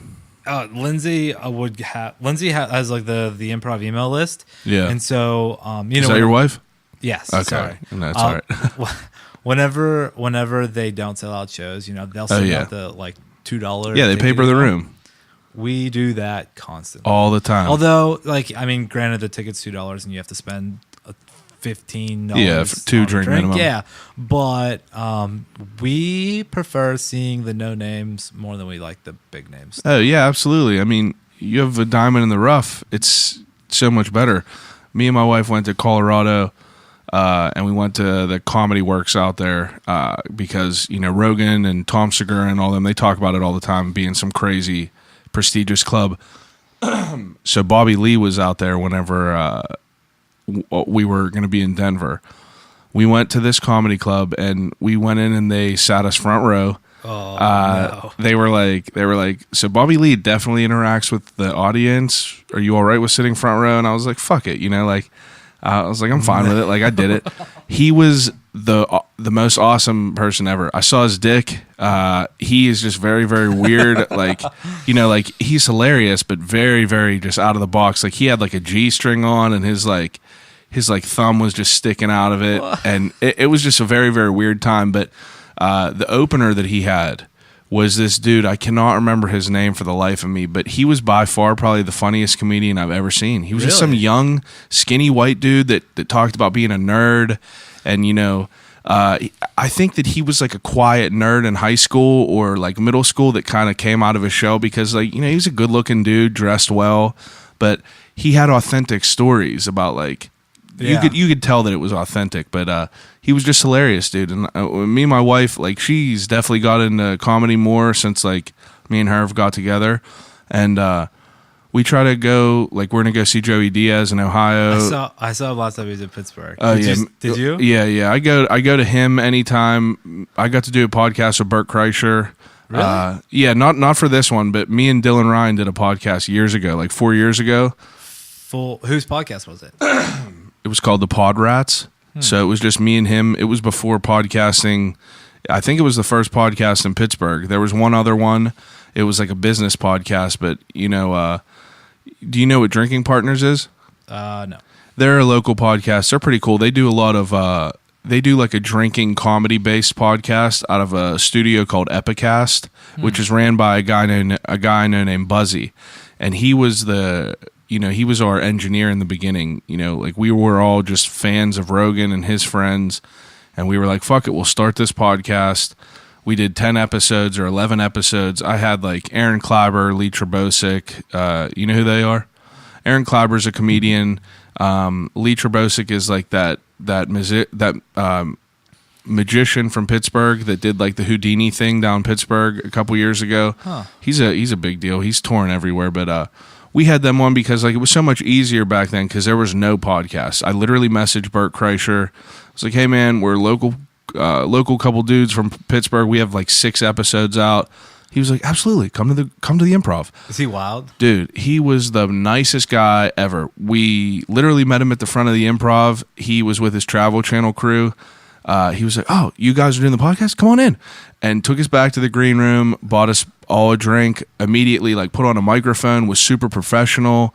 You know, we recorded from the second we got in this green room, literally until, you know, he takes his shirt off for every set. Oh, yeah. So up until his opener was done, you hear them saying, and up next, your headliner. And he just says, all right, gentlemen, this is where I got to cut you off. And he just takes the mic off, takes his shirt off, walks out to Miley Cyrus.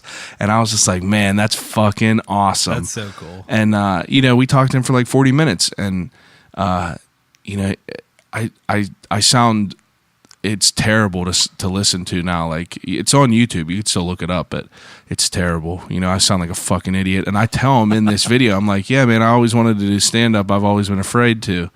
But, you know, I had an opportunity to interview him. This podcast, you know who Elise Sadiq is?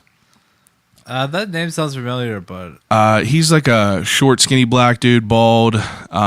He was on like Comedy Central and shit. But he was another thing. Like I just messaged him and I was like, "Hey man, would you want to do a podcast?" He was like, "Absolutely," because I seen him on Joey Diaz's podcast, and I thought he was a hilarious guest. But I got to talk to him for an hour, and like the beginning of it was super awkward, kind of. Because, like, you know, I was asking him generic questions, but, you know, I was trying to feel him out. This dude, like, talks about how he went to jail and, like, literally tried to kill people before. Oh. And I'm just, like, in the green room with him. And, like, it was whenever he's from Houston. So it was whenever the Raptors were in the playoffs. So the Raptors game was on. So I have, like, a half despondent person. But after a couple minutes, like, it really started flowing well. And, like, it was just a cool opportunity.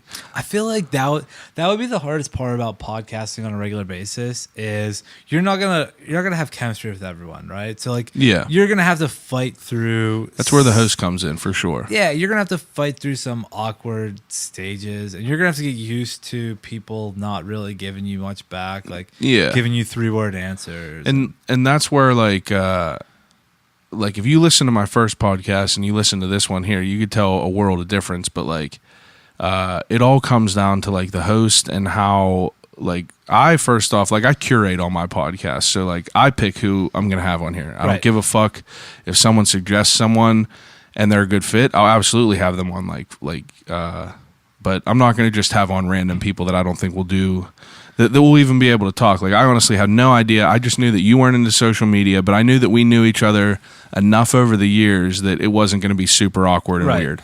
But, you know, like I feel like I'm a good judge of character. I could kind of tell, but I know that there's some people that aren't super open. Like, you know who Big Germ is? Yeah, I know the name, yeah. Yeah, so like he produces for like Wiz Khalifa and Mac Miller and all that. I had him on. Oh, I listened to that one. Yeah, so like I talked to him and like, you know, in the beginning, like he's not someone that's like out there and puts himself out there. But by the end, like he realizes that like I'm not a fucking idiot and I'm like for real with this shit. And I make it kind of easy. I hope to, at least. Like I come correct to people and I try to, you know, engage. I try to do my research before we talk. Like I said, I don't know too much about hockey, but like, you know, I try to do a little bit of research to know what I was curious about. Yeah. But I remember the beginning of that one. It like started slow because like you could tell he was being a little bit quiet. Yeah, it's like an onion, dude. Yeah, and then once you get into it, because not everyone's just like sit down and here's my life. Yeah, that's exactly it. And he's not someone that does that. And he told me that from the beginning. Like it was hard for him to be on there. Well, yeah. But you know, like people also I think have a preconceived misconception of like what the podcast is going to be. I think that they think it's going to be like, all right, dude, what's your name? So what kind of hockey sticks do you make? Like, why do you do this? Like, you know, it's more of like, I tell everyone I don't have a template. Like, you know what I mean? The way I kind of figure out what I want to talk about is I will go through your social media, chew it up, and figure out what I see interesting about it. And, you know, kind of things pop into my head and I rely on that. Like I used to roll around with a notebook, but, it just takes away from it for me. I'd rather it be like how you say before, like you're transparent and I'm transparent. Yeah. You know, I'd much rather have like the not super produced or anything like that. But the NPRs. Yeah, you know what I mean? Like I'm just a dude in my fucking living room sweating to death with you. But it's not as bad now with the fan. Yeah, the fan's cool now. All right, so you got the 3 listenings. Now You asked me about books. Is that part? Was that one of them? well, I either let people choose 3 books, and if they don't read, I usually will be like, you can choose 3 video games. You obviously don't play video games, neither do I. So you pick podcasts, so that's fine. Okay. Now the last category is music. So you can take 3 musical CDs to take with you on a desert island to listen to over and over. If we're going CD, can we do artists? Anything, artists. Artists. See, I haven't bought a CD since the 90s. Eric Church, it's got to be number 1. Eric Church. It's my dude. Okay. It's my dude. He played. He was here probably 6 months ago. He opened for himself, so he did 2 sets. He did an hour and a half, took like a 20-minute break, did another hour and a half. Yeah, and it was awesome. He's my favorite. I would probably go the other way, change it up a little bit, and I would probably do A Day to Remember. Ooh, that's good stuff. The third one would be tough, right? Because I do country. I do like some of the heavier stuff, A Day to Remember. Yeah. But then I also do rap, but I don't really have a favorite rapper right now. Yeah. Hoodie Allen is like my favorite, but he doesn't, Yeah, he's going to come and go. What about now I usually bring up topics if they're hot right now. Did you listen to the Eminem album? I did not. So last night, let me preface this by saying I was in Vegas for the last 5 days, so I didn't. Okay. I wasn't on my phone at all, which I guess was whenever the MGK, G-Eazy. Exactly. Yeah, all this. So it's pretty tasty right now. Last night is whenever I just kind of caught wind of it. Yeah. And I read a couple articles, but I'm still a little bit behind. I read some of the stuff they said to each other. Oh yeah. But I didn't listen to anything yet. So, if you want my opinion on it, I listened to a good bit of the Eminem album. It's way better than his last few projects, but I'm just... It's not old school Eminem. It kind of is. It's as close as it's ever been to being in the old school, but I'm just tired of listening to a 50-year-old dude bitch about Trump. You know what I mean? Yeah. You can only hear that so many times. And I also don't think that it's a competition on how many words you could fit into one bar of music. I just don't... That does not impress me. Like Rap God, whenever he's like, it don't impress me. But it wasn't bad. His album wasn't bad. He took shots at everyone, like all the little Yachty and all them fucking SoundCloud rappers. But then, MGK came out like a day later with some crazy ass fucking diss track to him, and he brought his daughter into it, right? Well. So years ago in 2012, MGK commented on, a picture of Eminem's daughter and said, "Oh shit, she's looking fly." But hey, she was. But it's just, it was, I guess Eminem just aired some shit out on his track 6 years later. I read, so that, you probably read the same article that I did. And I read that, I assume there was something in between that I just didn't catch. But if that's really the case, you just got to listen to the songs. The all in all is, I think Eminem just needs to chill. You know who he is. He's good. He's the best white dude to ever do it. One of the best any dude to do it. Yeah, but it's just some people don't fuck with his style though. Some people still don't show him no love. He's always boiled down to be in the category of a white rapper. I was reading all these fucking articles, and it's just the one article said the Godfather of white rap or whatever, and I was like, what the fuck? It's ridiculous. At a certain point, you get past white rapper. It's ridiculous. We know who Eminem is, but MGK hasn't put out some shit since Wild Boy with Waka Flocka years ago. But this fucking diss track was off the chain. And then G-Eazy, I could take or leave G-Eazy, whatever. Yeah, but his shit was crazy too. Wasn't as good. I think MGK definitely got the title of the first disses, but either Eminem is just gonna he's just about to drop some crazy shit. But I'm curious to see how it all plays out. Regardless though, there's people that are just won't accept the fact that Eminem will ever be beaten. It's they're Trump supporters. They're Eminem's the best. That's it. That's all that I ever know. That's it. Nothing else. And you're just dude, I like him too, but you got to give this dude credit for just coming at this old dude's neck. Regardless, You should listen to them all. It's all worth it. I fully intend to. I read the article. Ozark came on. That was my night. That's fine. I'm gonna jump in. I'm jumping back into it after you fucking leave. So you picked all three. I did. Eric Church, A Day to Remember, and then Hoodie Allen. Yeah, he's like my token rap guy right now. Okay. I bounce in and out of rappers at the time and place. So. All right, that's fine. Okay, 2 more questions, and then I'll get you out of here. The second to last question is the death row meal. So you get to choose whatever you want to eat before I kill you. Is it? Let's see here. Literally anything you want. People have went to numerous places. People have said numerous things. Man, I'm not picky with food. I'm not either. Give me salmon. Salmon? Like a real good salmon. Okay. Not from anywhere specific. Just a nice piece. A nice piece. A big piece. Yeah. I could do like a half of... A whole salmon. Yeah. I could do a half of like a giant slab Yeah. of it. I'm not that picky. Like, so what is it? What's the saying? Some people live to eat. Some people eat to live. I just eat. Yeah, me too. I just eat to stay alive, really. I like, there's some things that I like, but I'm not a foodie. Like, some people love going down to restaurants. And that's me. I don't. I eat bone marrow and shit. Like, I want to try all the different stuff. Yeah, like people love. I need to go here and try. Hey, you ever been to Streets on Carson? Now that we mention it. No. All right. Well, you should definitely try Streets on Carson, East Carson Street. They're unreal. The best restaurant in the city. Matt and Lauren Christie, Streets on Carson, East Carson Street. Tell them I'll Call You Right Back podcast sent you. And the last question, if you could have a conversation with anyone alive or dead, who would it be and why? Oh, man.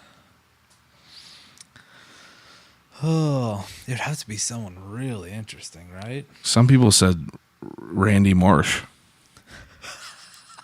That was the first guest's answer, Randy Marsh. Randy Marsh. Another guest said Scar, so he can ask him why he killed Mufasa. Like, we get some good answers on here. Yeah. On the spot, man. I'm thinking it's got to... maybe somebody that's not around anymore, right? Yeah, I mean, like, mine would be my pap.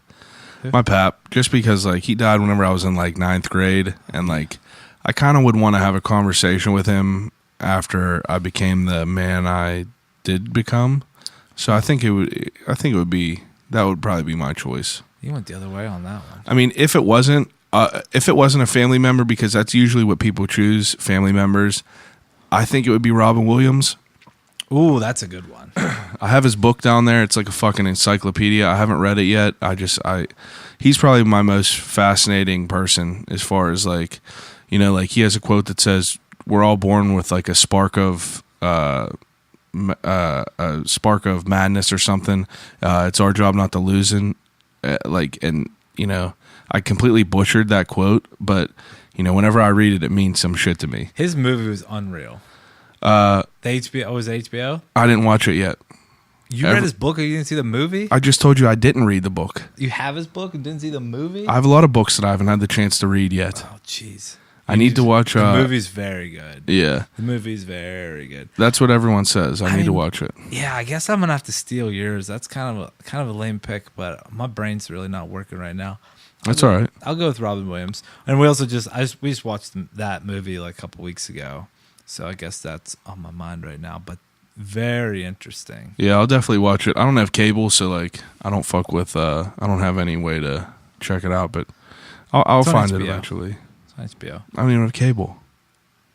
You don't got a login? You don't got somebody's login? Fuck no. I'll get Corey's again. You gotta get somebody's login. Just because you don't have cable doesn't mean you don't have a login. I know. There's just so much good shit to watch. All right, yeah. So Robin Williams for both of our answers. I mean, let's. I could also do. This is back to. I know we keep talking about podcasts, but Peter Schiff. Okay. He's an economics guy. He's been on Rogan a few times. Yeah, I've listened to a couple of his. I wouldn't mind picking his brain a little bit, because that dude, he seems to know pretty much everything about economics, investing, and all that stuff. So, Warren Buffett. Oh yeah, Warren Buffett. Again, that's the nerdy stuff. that's all right though. That's nerdy stuff. That's all right though. That's your shit. Yeah, let's do it. Yeah, let's go back. Let's go back to Warren Buffett. That dude is worth, I don't know how many billions of dollars, right? Still lives in the original house in Nebraska that he bought 50 years ago. Really? His house, I think, what's he worth? I don't know, 40 billion. I'm probably making up a number. $40 billion. He bought his house for like $200,000 in Nebraska. And still lives in it. In Omaha. Still lives in it. It's worth like $300,000. Seriously. His story is unreal. And That's a good pick then. I'm sure he would have some interesting shit to talk about. Yeah, I mean, he looks at opportunities and can see what most other people can't see. It would be like talking to Michael Jordan for basketball, or they see the game in a different way than you do. In a different way. Everyone else does. Yeah, they've mastered the game. So I'll probably pick his brain. That's a good answer. That's gonna bore your listeners, but no, I mean that's a good answer. That's my bad. All right, well. All right, take a second and plug anything you want to plug. Yeah, I would just say go to our Facebook, go to our Instagram, go to our Twitter, go to our website, go to wherever. Yeah, I'll link everything below. Wherever we're at, send us a message. This sticks $100 plus tax, so 107 if you live in PA. Flex hockey sticks. Flex hockey sticks. FLEX. Yes, we'll get it to you in the Pittsburgh area. PayPal, Venmo, cash. Anything. If it spends, it spends. It's 2018. We're not taking any checks. Or we could do Google Yeah, my Pay. landlord still takes a check. It makes me sick. Dude. She's like 75 though, so whatever.